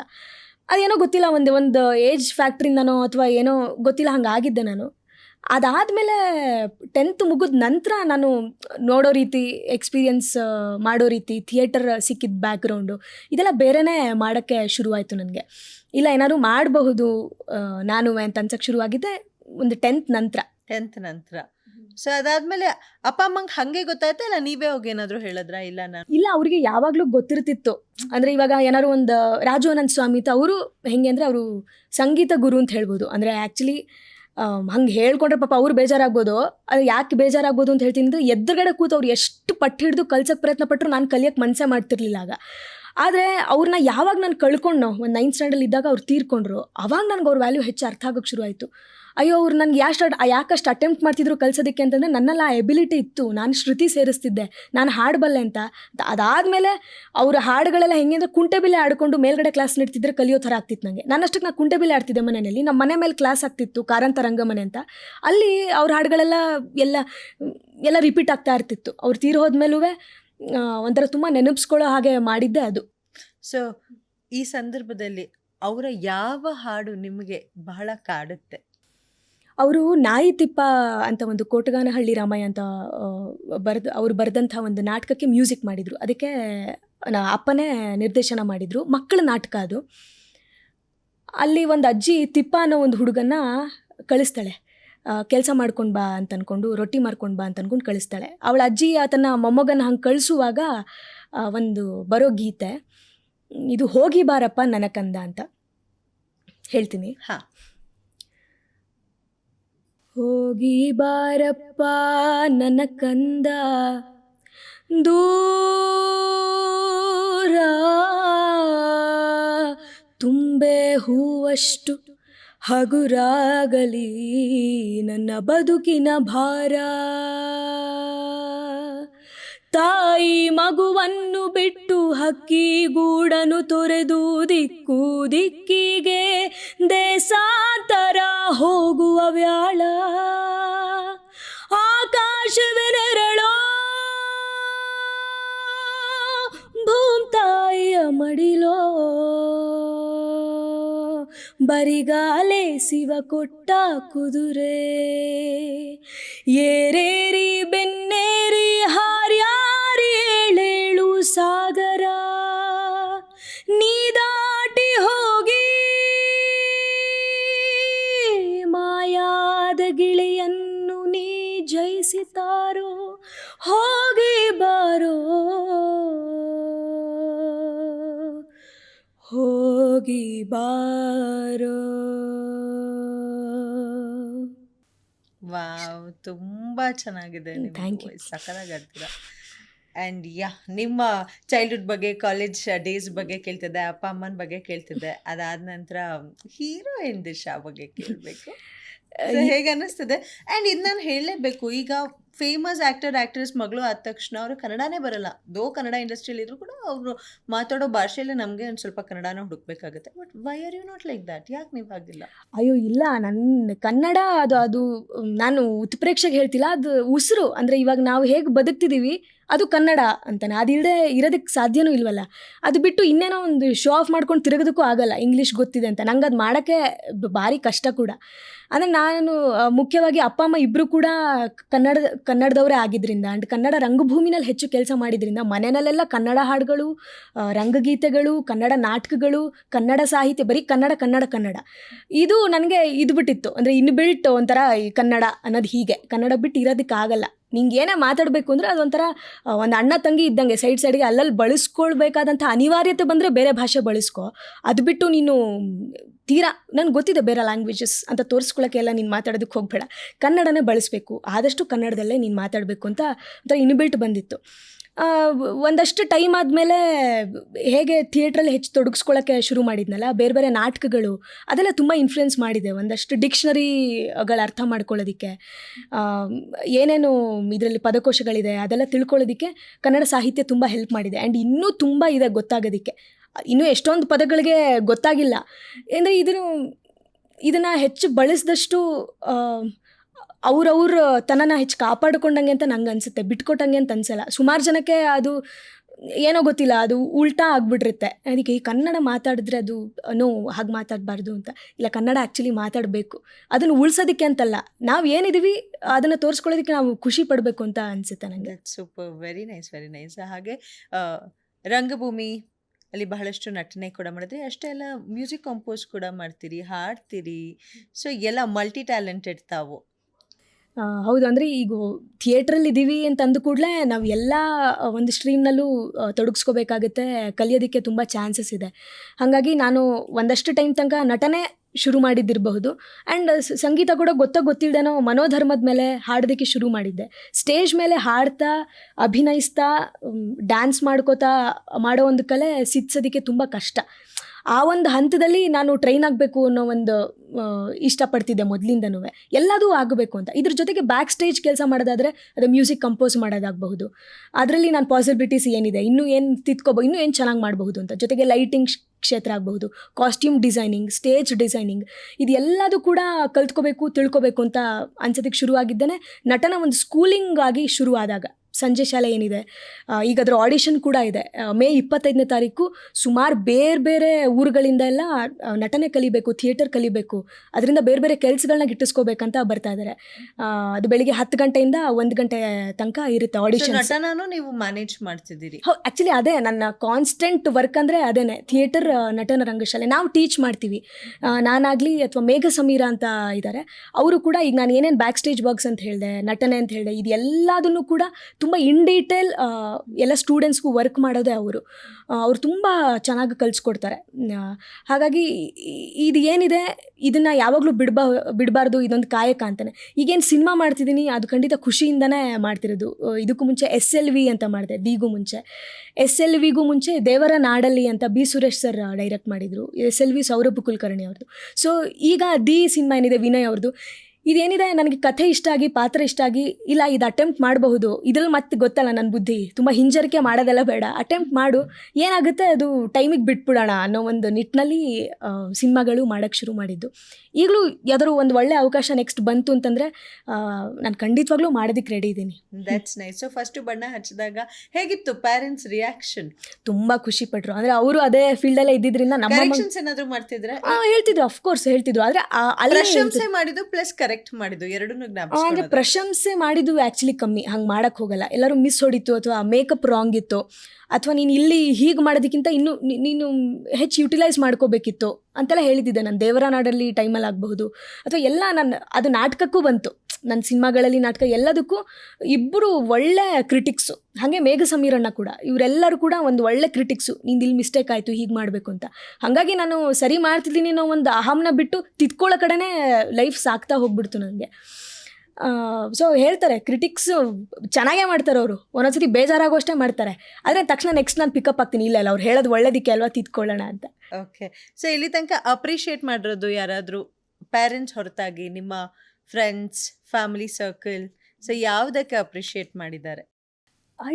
ನಾಟಕಗಳು, ಯಾರ್ಯಾರು ನಟನ ನಾಟಕಗಳನ್ನ ಸಂಜೆ ಶಾಲೆ ಆಗ್ತಿರುತ್ತಲ್ಲ ಅಥವಾ ರೆಪರ್ಟರಿ ಟೀಮಲ್ಲಿ ನಟನ ನಡೀತಾ ಇರೋದು, ಸಂಡೇಸ್ ಎಲ್ಲ ಶೋ ಇರುತ್ತೆ ನಟನ ರಂಗಶಾಲೆನಲ್ಲಿ. ಅಲ್ಲಿ ಸಂಡೇಸ್ ಯಾರೇ ಶೋ ನೋಡೋಕ್ಕೆ ಬಂದರೂ ಕೂಡ ತುಂಬ ಖುಷಿ ಪಡ್ತಾರೆ. ಅಂದರೆ ಅವ್ರು ಹೇಳ್ತಾರೆ, ಖುಷಿನ ಇಲ್ಲಿ ಕೇಳಿಸ್ಕೊ, ಇಲ್ಲಿ ಕೂರಿಸ್ಕೊಳಕ್ಕೆ ಹೋಗ್ಬೇಡ, ಆಮೇಲೆ ಇಲ್ಲಿ ಬಿಡು. ಹಾಗೆ ಬೈಗಳನ್ನು ಅಷ್ಟೇ, ಕೇಳಿಸ್ಕೊ, ತೊಗೊಳ್ಳೇಬೇಕು, ನಿಂಗೆ ಜೆನ್ಯೂನ್ ಅನಿಸಿದ್ರೆ ಬೈಗಳನ್ನು ಇಲ್ಲಿಟ್ಕೊ, ಆಮೇಲೆ ಬಿಡು, ಇಲ್ದಿದ್ರೆ ತುಂಬ ಮನಸ್ಸಿಗೆ ಹರ್ಟು ಮಾಡ್ಕೋಬೇಡ, ತುಂಬ ಖುಷಿನೂ ಪಡಕ್ಕೆ ಹೋಗ್ಬೇಡ ಅಂತ ಯಾವಾಗಲೂ ಹೇಳ್ತಿರ್ತಿದ್ರು. ಓಕೆ, ಸೆಟಲ್ಡ್ ಆಗಿರು ಅಂತ. ಹೌದೌದು, ಅದು ಯಾವಾಗಲೂ ಏರ್ಲು ಬೇಡ, ತುಂಬ ಕುಗ್ಲು ಬೇಡ, ಏನೇ ಬಂದರೂ ನ್ಯೂಟ್ರಲ್ ಆಗಿ ಸ್ವೀಕರಿಸು ಅನ್ನೋದನ್ನ ಹೇಳ್ಕೊಟ್ರು. ಅಂದರೆ ನಟನದ ಎಲ್ಲ ನಾಟಕನೂ ತುಂಬ ಒಂಥರ ಪಾಪ್ಯುಲರ್ ಆಗಿರೋದೇ ಆದರೆ ಎನರ್ಜಿಗೆ. ಹಾಗಾಗಿ ಎಲ್ಲ ನಟರು ಕೂಡ ನನ್ನನ್ನು ಸೇರಿಸಿ ಎನರ್ಜಿ ಹಾಕಬೇಕು, ಅಂದರೆ ಜನಕ್ಕೆ ನಮ್ಮ ಇನ್ನರ್ ಎನರ್ಜಿಯನ್ನು ತಾಕಿಸ್ಬೇಕು ಅಂತ. ಈಗ ಕ್ಯಾಮ್ರಾನಲ್ಲಾದರೆ ಇಷ್ಟ ಇರುತ್ತೆ, ಹೆಚ್ಚು ಅದಕ್ಕೆ ಫೋರ್ಸ್ ಹಾಕಿ ಮಾತಾಡೋದಕ್ಕಾಗಲ್ಲ, ಮಾತಾಡಿದ್ರೆ ಅದು ಚೆನ್ನಾಗೂ ಕಾಣಲ್ಲ ಅನ್ನೋ ಒಂದು, ಅದು ಕ್ಯಾಮ್ರಾ ಲ್ಯಾಂಗ್ವೇಜ್ ಅದು. ಬಟ್ ಸ್ಟೇಜ್ನಲ್ಲಿ ಹಾಗಾಗಲ್ಲ. ಸ್ಟೇಜ್ನಲ್ಲಿ ಆದಷ್ಟು ಥ್ರೋ ಮಾಡಬೇಕು, ಆದಷ್ಟು ಪ್ರತಿ ಪದಗಳನ್ನು ಅಭಿನಯ ಮಾಡಬೇಕು. ಅಂದರೆ ಅದನ್ನು ಒತ್ತಕ್ಷರ ಹಿಡಿದು ಎಲ್ಲದು ಮಹಾಪ್ರಾಣ ಅಲ್ಪಪ್ರಾಣ ನೀಟಾಗಿ ಎಕ್ಸ್ಪ್ರೆಸಿವ್ ಆಗಿ ಮಾಡಬೇಕು, ಪಾತ್ರಕ್ಕೆ ತಕ್ಕನ ಹಾಗೆ ಅಂತಿರೋದು. ಸೊ ಇದು ಏನೇ ಇದ್ದರೂ ಅದನ್ನು ನೀಟಾಗಿ ಕಲಿಸ್ಕೊಡೋರು ಬಂದ ನಿರ್ದೇಶಕರು ಸುಮಾರಷ್ಟು ಜನ ಹೀಗೆ ನಡ್ಕೋತಾ ಬಂತು. ಸೊ ಏನು ಡಿಫ್ರೆನ್ಸ್ ಇದೆ ರಂಗಭೂಮಿ ಪ್ಲಸ್ ಬೆಳೀತಾರೆ? ತುಂಬ ಡಿಫ್ರೆನ್ಸ್ ಇದೆ. ಅಂದರೆ ನಾನು ಗೊತ್ತಿರೋದು ಅಂದರೆ ಈಗ ಇರೋದು ಥಿಯೇಟ್ರ್ನಲ್ಲಾದರೂ ಈಗ ನಾನು ಹೆಜ್ಜೆ ಇಡ್ತಿರೋದು ತುಂಬ ಕಮ್ಮಿ ಅನುಭವ ಇರೋದು ನನಗೆ ಈ ಇಂಡಸ್ಟ್ರಿನಲ್ಲಿ. ಬಟ್ ಇದೊಂಥರ ಭಾರಿ ಮಜಾ ಇದೆ. ಯಾಕೆ ಅಂತ ಹೇಳಿದರೆ ತುಂಬ ಸಟಲ್ ಆ್ಯಕ್ಟಿಂಗ್ ಮಾಡೋಕ್ಕೆ ಅವಕಾಶ ಇದೆ. ಅಂದರೆ ಅದರಲ್ಲಿ ಎರಡರಲ್ಲೂ ಕೂಡ ಒಂದು ಅಡ್ವಾಂಟೇಜಸ್ ಡಿಸ್ಅಡ್ವಾಂಟೇಜ್ ಎರಡೂ ಕ್ಷೇತ್ರದಲ್ಲೂ ಇದೆ. ಅದು ರಂಗಭೂಮಿನಲ್ಲಾಗಲಿ ಅಥವಾ ಇದರಲ್ಲೇ ಆಗಲಿ. ಡಿಸ್ಅಡ್ವಾಂಟೇಜ್ ಅಂತ ಹೇಳೋದಕ್ಕಿಂತ ಯಾವುದೋ ಒಂದು ಸಣ್ಣ ಪ್ರಮಾಣದ ಕಡಿಮೆ ಇದ್ದಿರಬಹುದು ಅಂತ ಹೇಳ್ಬೋದು ಅಷ್ಟೆ. ಅಲ್ಲಿ ಏನಂತಂದರೆ ತುಂಬ ಸೂಕ್ಷ್ಮವಾಗಿ ಅಭಿನಯಿಸೋದನ್ನು ಕೂಡ ಸ್ವಲ್ಪ ಜಾಸ್ತಿಯಾಗಿ ತೋರಿಸ್ಬೇಕಾಗಿದೆ. ಯಾಕೆಂದರೆ ಕೊನೆ ಸಾಲಿನಲ್ಲಿ ಕೂತವ್ರಿಗೂ ಕೂಡ ನಾವು ಅಭಿನಯಿಸೋದು ಕಾಣಿಸ್ಬೇಕು ಅನ್ನೋ ಒಂದು ಉದ್ದೇಶದಿಂದ. ಆದರೆ ಈ ಸ್ಕ್ರೀನಲ್ಲಿ ಹಾಗಾಗಲ್ಲ. ಎಷ್ಟು ಕ್ಯಾಮ್ರಾ ಹತ್ತಿರ ಇಟ್ಟು ನೀವು ಒಂದು ಸಣ್ಣ ಕಣ್ಣು ಮಿಟಕ್ಸಿದ್ರೂ ಸಾಕು, ಅದು ಯಾರು ಎಲ್ಲಿ ಕೂತಿದ್ದವರು ಕೂಡ ನೋಡ್ಕೋಬಹುದು. ಹಾಗಾಗಿ ಅದು ಒಂದು ಚಾನ್ಸಸ್ ಇದೆ. ಸೊ ಅಂದರೆ ಮೆಲೋ ಡೌನ್ ಮಾಡ್ಕೊಳೋದು ಕಷ್ಟ ಆಗುತ್ತಾ? ಬಿಕಾಸ್ ನೀವು ರಂಗಭೂಮಿಯಲ್ಲಿ ತುಂಬಾ ಎಕ್ಸ್ಪ್ರೆಸಿವ್ ಆಗಿರಬೇಕು, ಬಟ್ ಆನ್ ದ ಕ್ಯಾಮ್ರಾ ಸ್ವಲ್ಪ ಮೆಲೋ ಡೌನ್ ಮಾಡ್ಕೊಳ್ಳಿ ಅಂತ ಏನಾದರೂ ಅಡ್ವೈಸ್? ಖಂಡಿತ. ಅಂದರೆ ಅಂದರೆ ಆ ಸ್ಕ್ರೀನ್ಗೆ ಬರೋಕ್ಕೂ ಸೀನಿಗೆ ಶುರು ಆಗೋಕ್ಕೂ ಮುಂಚೆನೂ ಹೇಳಿರ್ತಾರೆ ಇದನ್ನು ಇಷ್ಟೇ ಪ್ರಮಾಣದಲ್ಲಿ ಮಾಡಬೇಕಾಗುತ್ತೆ, ಹೀಗಿರಬೇಕಾಗುತ್ತೆ ಅಂತ. ಆದರೆ ರಂಗಭೂಮಿಯಿಂದ ಬಂದವರು ಅಂತ ಅನ್ನೋದಕ್ಕಿಂತ ಇನ್ ಜನರಲ್ ಎಲ್ರಿಗೂ ಹೇಳಿರ್ತಾರೆ. ನಮಗೇನಂದರೆ ಇವಾಗ ಸ್ಕ್ರಿಪ್ಟ್ ನಾವು ಮುಂಚಿನಿಂದನೂ ನೋಡ್ಕೊಂಬಂದಿರೋದು, ರಂಗಭೂಮಿನಲ್ಲೂ ಸ್ಕ್ರಿಪ್ಟ್ ಇದೆ, ಇದರಲ್ಲೂ ಸ್ಕ್ರಿಪ್ಟ್ ಇದೆ, ಅದೆಲ್ಲ ಸೇಮ್ ಟು ಸೇಮ್. ಅಭಿನಯ ಅನ್ನೋದಕ್ಕೆ ಏನೂ ಡಿಫ್ರೆನ್ಸಿಯೇಷನ್ ಇಲ್ಲ, ಸ್ವಲ್ಪ ವ್ಯತ್ಯಾಸ ಆಗ್ಬೋದು ಅಷ್ಟೇ. ಈಗ ನಿನಗೆ ಅಳು ಬಂದರೆ ನೀನು ಸಿನಿಮಾಲಲ್ಲೂ ಅಳ್ಳೇಬೇಕು, ನೀನು ಥಿಯೇಟ್ರ್ನಲ್ಲೂ ಸ್ಟೇಜ್ ಮೇಲೂ ನೀನು ಅಳ್ಳೇಬೇಕು. ಖುಷಿ ಆದರೆ ಅಲ್ಲೂ, ಆದರೆ ನೀನು ಅಲ್ಲಿ ಎಷ್ಟು ನಗ್ತೀಯಾ, ಯಾವ ಪರ್ಸೆಂಟೇಜ್ ಲೆವೆಲಲ್ಲಿ ನಗ್ತೀಯಾ, ಇಲ್ಲಿ ಎಷ್ಟು ನಗ್ತೀಯಾ ಅನ್ನೋದು ಸ್ವಲ್ಪ ಡಿಫ್ರೆನ್ಸ್ ಆಗ್ಬೋದು ಅಷ್ಟೇ. ಅದು ಬಿಟ್ಟು ಎಲ್ಲ ಒಂದು ಕಲಿಕೆನೇ ಅಷ್ಟೇ. ನನಗೂ ಅದು ಹೇಳಿದ್ದಾರೆ, ಮೆಲೋ ಡೌನ್ ಮಾಡ್ಕೋಬೇಕು ಅಂತಲೂ ಹೇಳಿದ್ದಾರೆ. ಆಮೇಲೆ ಸುಮಾರು ಸತಿ ಮೆಲೋ ಡೌನ್ ತೀರಾ ಆದಾಗಲೂ ಇಲ್ಲ ನೀವೆಷ್ಟು ಬಿಂದಾಸಾಗಿ ಮಾಡ್ತೀರಾ ಸ್ಟೇಜ್ ಮೇಲೆ, ಇಲ್ಲೂ ಅದೇ ಬೇಕು ಅಂತಲೂ ಕೇಳಿರೋರು ಇದ್ದಾರೆ. ಎಲ್ಲ ಲರ್ನಿಂಗ್ ಪ್ರೊಸೆಸ್. ಸೊ ನವರಸದಲ್ಲಿ ಯಾವ ರಸ ನಿಮಗೆ ತುಂಬಾ ಅಚ್ಚುಮೆಚ್ಚು? ಅಚ್ಚುಮೆಚ್ಚು ಯಾವುದು ಅಂತ ಹೇಳಿದ್ರೆ ಭಯ ಅನಿಸುತ್ತೆ. ಒಂದೇ ಒಂದು ಎಕ್ಸ್ಪ್ರೆಷನ್ ನಮಗೋಸ್ಕರ ಪ್ಲೀಸ್.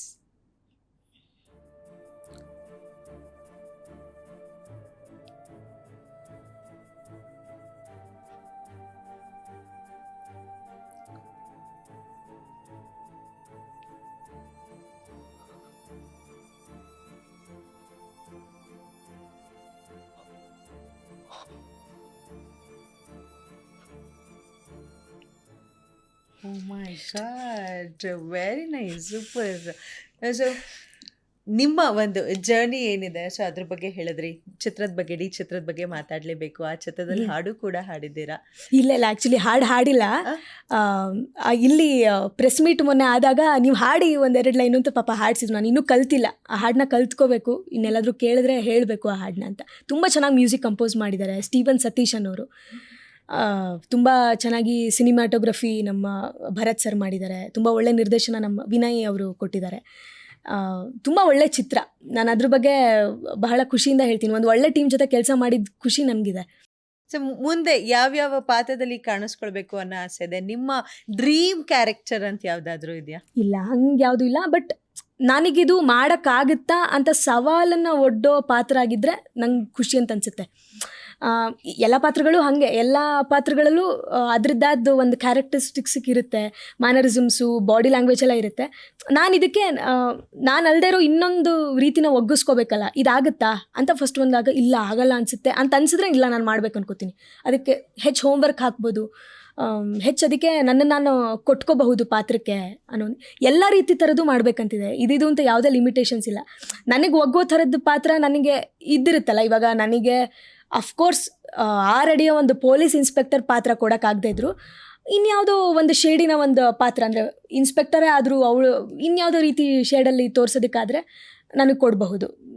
ಅಥವಾ ಇನ್ನೇನೋ ಅದಕ್ಕೆ ನನಗೆ ಸಂಬಂಧಪಟ್ಟಂಗೆ ನನ್ನನ್ನು ನೋಡಿ ಇಲ್ಲ ಇವಳು ಇದು ಮಾಡಬಹುದು ಅಂತ ಅನ್ಸೋ ಥರ ಕೊಟ್ಟರೆ ನಾನು ಯಾವ ಪಾತ್ರನಾದರೂ ಮಾಡ್ತೀನಿ. ಅದಕ್ಕೇನು ಕಂಡೀಷನ್ಸ್ ಆ ಥರ ಎಲ್ಲ ಏನೂ ಇಲ್ಲ. ಈಗ ತುಂಬ ಆ್ಯಕ್ಟರ್ಗಳ ಮಕ್ಕಳುಗಳು, ಅಂದರೆ ದ ನೆಕ್ಸ್ಟ್ ಜನ್ರೇಷನ್ ಎಲ್ಲರೂ ಪಾದಾರ್ಪಣೆ ಮಾಡ್ತಿದ್ದಾರೆ. ಫಾರ್ ಎಕ್ಸಾಂಪಲ್ ಸುದೀಪ್ ಅವ್ರ ಮಗಳು ಸಾನ್ವಿ ಆಗಿರ್ಬೋದು, ಉಪೇಂದ್ರ ಅವ್ರ ಮಗ ಕೂಡ ಪಾದಾರ್ಪಣೆ ಮಾಡ್ತಿದ್ದಾರೆ. ಏನ್ ಅನ್ನಿಸ್ತಾ ಇದೆ? ಖುಷಿ ಆಗುತ್ತೆ. ಅಂದರೆ ಅವರೇ ಎಲ್ರಿಗೂ ಕೂಡ ಎಲ್ಲರೂ ಅದೇ ಜನರಲ್ಲಿ ತಾವು ಕೂಡ ಬರ್ತೀರಾ? ಅಂದರೆ ಕಾಂಪಿಟೇಷನ್ ಆಗಿ ತಗೋತೀರಾ? ಇಲ್ಲ ಅಂದ್ರೆ ನಿಜವಾಗ್ಲೂ ಇಲ್ಲ. ಅಂದರೆ ಅವ್ರಿಗೆ ಕಾಂಪಿಟೇಷನ್ ಕೊಡೋದಕ್ಕೆ ಇವಾಗ ಅವ್ರು ಯಾರು ನಂಗೆ ಹಂಗೆ ಪಾಪ ಗೊತ್ತಿಲ್ಲ. ಅಂದರೆ ಗೊತ್ತಿದೆ ಅವ್ರವ್ರ ಮಕ್ಕಳು ಅಂತ ಗೊತ್ತಿದೆ. ಆ್ಯಂಡ್ ಅವ್ರಿಗೆ ಎಲ್ರಿಗೂ ನನ್ನ ಕಡೆಯಿಂದ ಒಂದು ಬೆಸ್ಟ್ ವಿಶಸ್ ಇದೆ. ಅವ್ರೇನು ಮಾಡ್ಬೇಕಂತ ಅನ್ಕೋತಿದ್ದಾರೆ, ಅಥವಾ ಅವ್ರು ಯಾವ ನಿಟ್ಟಿನಲ್ಲಿ ಸ್ಟಾರ್ ಆಗಬೇಕು ಅಂತ ಅನ್ಕೋತಿರ್ತಾರೆ, ಅಥವಾ ಒಳ್ಳೆ ನಟರಾಗಬೇಕು ಅಂತ ಅನ್ಕೋತಿರ್ತಾರೋ ನನಗೂ ನಿಜವಾಗ್ಲೂ ಗೊತ್ತಿಲ್ಲ. ಬಟ್ ನಾನಂತೂ ಸ್ಟಾರ್ ಅಥವಾ ಆ ರೀತಿಯಲ್ಲಿ ಹೋಗೋ ಒಂದು ವೇಗಿಂತ ಒಬ್ಬ ಕಲಾವಿದೆಯಾಗಿ ಇನ್ನೂ ಹೆಚ್ಚೆಚ್ಚು ಯಾವ್ಯಾವ ರೀತಿ ಪಾತ್ರಗಳು ಮಾಡ್ಬೋದು ಅನ್ನೋ ಒಂದು ನಿಟ್ಟಿನಲ್ಲೇ ನಾನು ನೋಡ್ತಾ ಇರ್ತೀನಿ. ಹಾಗಾಗಿ ಎಲ್ರಿಗೂ ಅವ್ರದ್ದಾದೊಂದು ಸ್ಟ್ರೆಂತ್ ಇದೆ. ಈಗ ಉಪೇಂದ್ರ ಅವ್ರ ಮಗ ಅಂತ ಹೇಳಿದ್ರಿ, ಅವರು ಒಂದಷ್ಟು ವೀಡಿಯೋಸಲ್ಲಿ ಅವ್ರಿಗಿರೋ ಒಂದು ಕನ್ನಡ ಆ್ಯಕ್ಚುಲಿ ತುಂಬ ಮುದ್ದಾಗಿ ಮಾತಾಡ್ತಾರೆ ಕನ್ನಡ. ಆ್ಯಂಡ್ ಎಲ್ಲರ ಜೊತೆ ಅವರು ಮಾತಾಡೋ ರೀತಿ ಸಖತ್ ಸೋಷಲೈಸ್ ಆಗೋದು. ಹಾಗೆ ಇವರೆಷ್ಟು ಚೆನ್ನಾಗಿ ಹಾಡ್ತಾರೆ. ಸುದೀಪ್ ಸರ್ ಅವರ ಮಗಳು ಅವ್ರು ಬಹಳ ಮುದ್ದಾಗಿ ಹಾಡ್ತಾರೆ. ಅವ್ರಿಗೆ ತಂದೆಗೆ ಎಷ್ಟು ಖುಷಿ.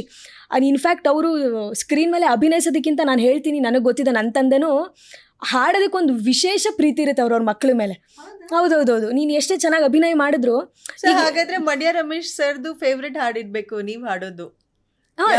ಯಾವುದು ಆದರೂ ಸರಿ. ಇವಾಗ ನಾನು ಸುಮ್ಮನೆ ಇದ್ದಾಗ ಹೆಚ್ಚು ಹಾಡೋದಕ್ಕೆ ಹೋಗಲ್ಲ. ಆದರೆ ಅವರು ಯಾಕೆ ಹಾಗೆ ಹಾಡೋದೇ ಇಲ್ಲ, ನೀನು ಹಾಡ್ತಿರ್ಬೇಕು ಆಗಾಗ ಅಂತ. ಇಲ್ಲಪ್ಪ ಸ್ಟೇಜ್ ಮೇಲೆ ಹಾಡ್ತೀನಲ್ಲ, ಇನ್ನೇನು ಪ್ರಾಕ್ಟೀಸಲ್ಲಿ ಹಾಡ್ಕೋತಿರ್ತೀನಲ್ಲ, ಇಲ್ಲಲ್ಲ ಆಗಾಗ ಹಾಡ್ತಿರ್ಬೇಕದು ಅಂತ. ಅವರಿಗೆ ಎಲ್ಲ ತಂದೆಯವ್ರಿಗೂ ಅವ್ರವ್ರ ಮಕ್ಕಳು ಏನೋ ಗೊತ್ತಿಲ್ಲ, ಅಭಿನಯಕ್ಕಿಂತ ಒಂದು ಡ್ಯಾನ್ಸ್ ಹಾಡು ಯಾಕೆ ಇಷ್ಟ ಆಗಬಹುದು ಅಂತಂದರೆ, ಯಾರೋ ಒಬ್ಬರು ಮನೆಗೆ ಬರ್ತಾರೆ, ಒಂದು ಆ್ಯಕ್ಟಿಂಗ್ ಪೀಸ್ ಮಾಡಿ ತೋರಿಸು ಅಂತ ಕೇಳೋಕ್ಕಲ್ಲ, ಅಥವಾ ಇದು ಡ್ಯಾನ್ಸ್ ಮಾಡು ಅಂತ ಕೇಳೋದಕ್ಕೆ ಕಷ್ಟ ಆಗ್ಬಿಡ್ಬೋದು. ಅಥವಾ ಒಂದು ಹಾಡು ಅಂದ ತಕ್ಷಣ ಒಂದು ಇಡೀ ಎನ್ವಿರಾನ್ಮೆಂಟ್ನ ಬೇರೆ ಲೋಕಕ್ಕೆ ಕರ್ಕೊಂಡು ಹೋಗೋ ಒಂದು ಚಾನ್ಸಸ್ ಇರಬಹುದೇನೋ. ಹಾಡಿಗೆ ಆ ಶಕ್ತಿ ಇದೆ ಅನಿಸುತ್ತೆ. ಹಾಗಾಗಿ ಎಲ್ಲ ತಂದೆಯರಿಗೂ ಇನ್ ಕೇಸ್ ಏನಾದ್ರು ಹಾಡಿದ್ರೆ ಅದೊಂದು ಸ್ಪೆಷಲ್ ಸ್ಟ್ರೆಂತ್ ಅಂತ ಅನ್ಕೋತಿರ್ತಾರೆ ಅನಿಸುತ್ತೆ. ಸೊ ನಮ್ಮ ಇಂಡಸ್ಟ್ರಿಯಲ್ಲಿ ನಿಮ್ಮ ಫೇವ್ರೆಟ್ ಸ್ಟಾರ್? ಅನಂತ್ ನಾಗ್ ಸರ್ ಇರಬಹುದು. ಅವರು ತುಂಬ ಇಷ್ಟ. ಅನಂತ್ ನಾಗ್ ಸರ್ ಆಗಬಹುದು, ಅಥವಾ ಯಾವುದೇ ಆಗಿನ ಜನ್ರೇಷನಿನ ಎಲ್ಲ ಹಿರಿಯ ನಟರು ಈಗಲೂ ಈಗಿನ ಒಂದು ಸ್ಕ್ರಿಪ್ಟ್ಗೂ ಒಗ್ಗೋ ಹಾಗೆ ಅವರು ಅಭಿನಯ ಮಾಡೋದು ಅದು ತುಂಬ ಅವರು ಹ್ಯಾಟ್ಸ್ ಆಫ್ ನಿಜವಾಗ್ಲೂ ಅವ್ರಿಗೆ. ಹಾಗೆ ಈಗಲೂ ಯಾರ್ಯಾರು ಪಾದಾರ್ಪಣೆ ಮಾಡಿದ್ದಾರೆ ಆ್ಯಂಡ್ ಆಲ್ರೆಡಿ ಹೆಸರು ಮಾಡಿರುವಂಥ ಎಲ್ಲ ಕಲಾವಿದರು ಅವರೆಲ್ಲರೂ ಕೂಡ ತುಂಬ ಇನ್ಸ್ಪೈರ್ ಮಾಡ್ತಾರೆ. ಅವ್ರು ಬದುಕ್ತಿರೋ ರೀತಿ ಸಖತ್ ಶ್ರಮ ಪಡ್ತಾರೆ. ಅದು ಎಷ್ಟೊಂದು ಜನಕ್ಕೆ ಗೊತ್ತಾಗ್ತಿದ್ದಿರಲ್ಲ. ಅಂದರೆ ಜಸ್ಟ್ ಈ ಥರ ಸ್ಕ್ರೀನ್ ಮೇಲೆ ಹೆಂಗೆ ಕಾಣಿಸ್ಕೋತಾರೆ ಅಂತ, ಅದ್ರ ಹಿಂದೆ ತುಂಬ ದೊಡ್ಡ ಶ್ರಮ ಇರುತ್ತೆ.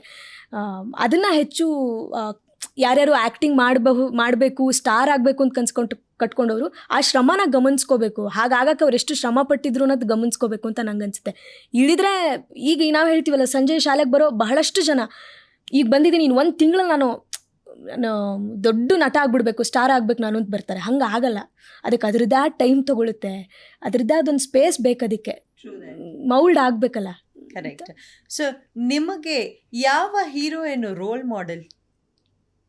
ನನಗೆ ಸೊ ಅವರನ್ನು ನೋಡಿ ಕಲಿತೀನಿ, ಅವರಂದರೆ ನಂಗೆ ತುಂಬ ಇಷ್ಟ ಅನ್ನೋದಾದರೆ ಯಾವ ಆ ಥರ ನಟಿ? ತುಂಬ ಜನ ಇದ್ದಾರೆ. ನನಗೆ ಒಬ್ಬರು ಅಂತ ಹೇಳೋದಕ್ಕೆ ಕಷ್ಟ.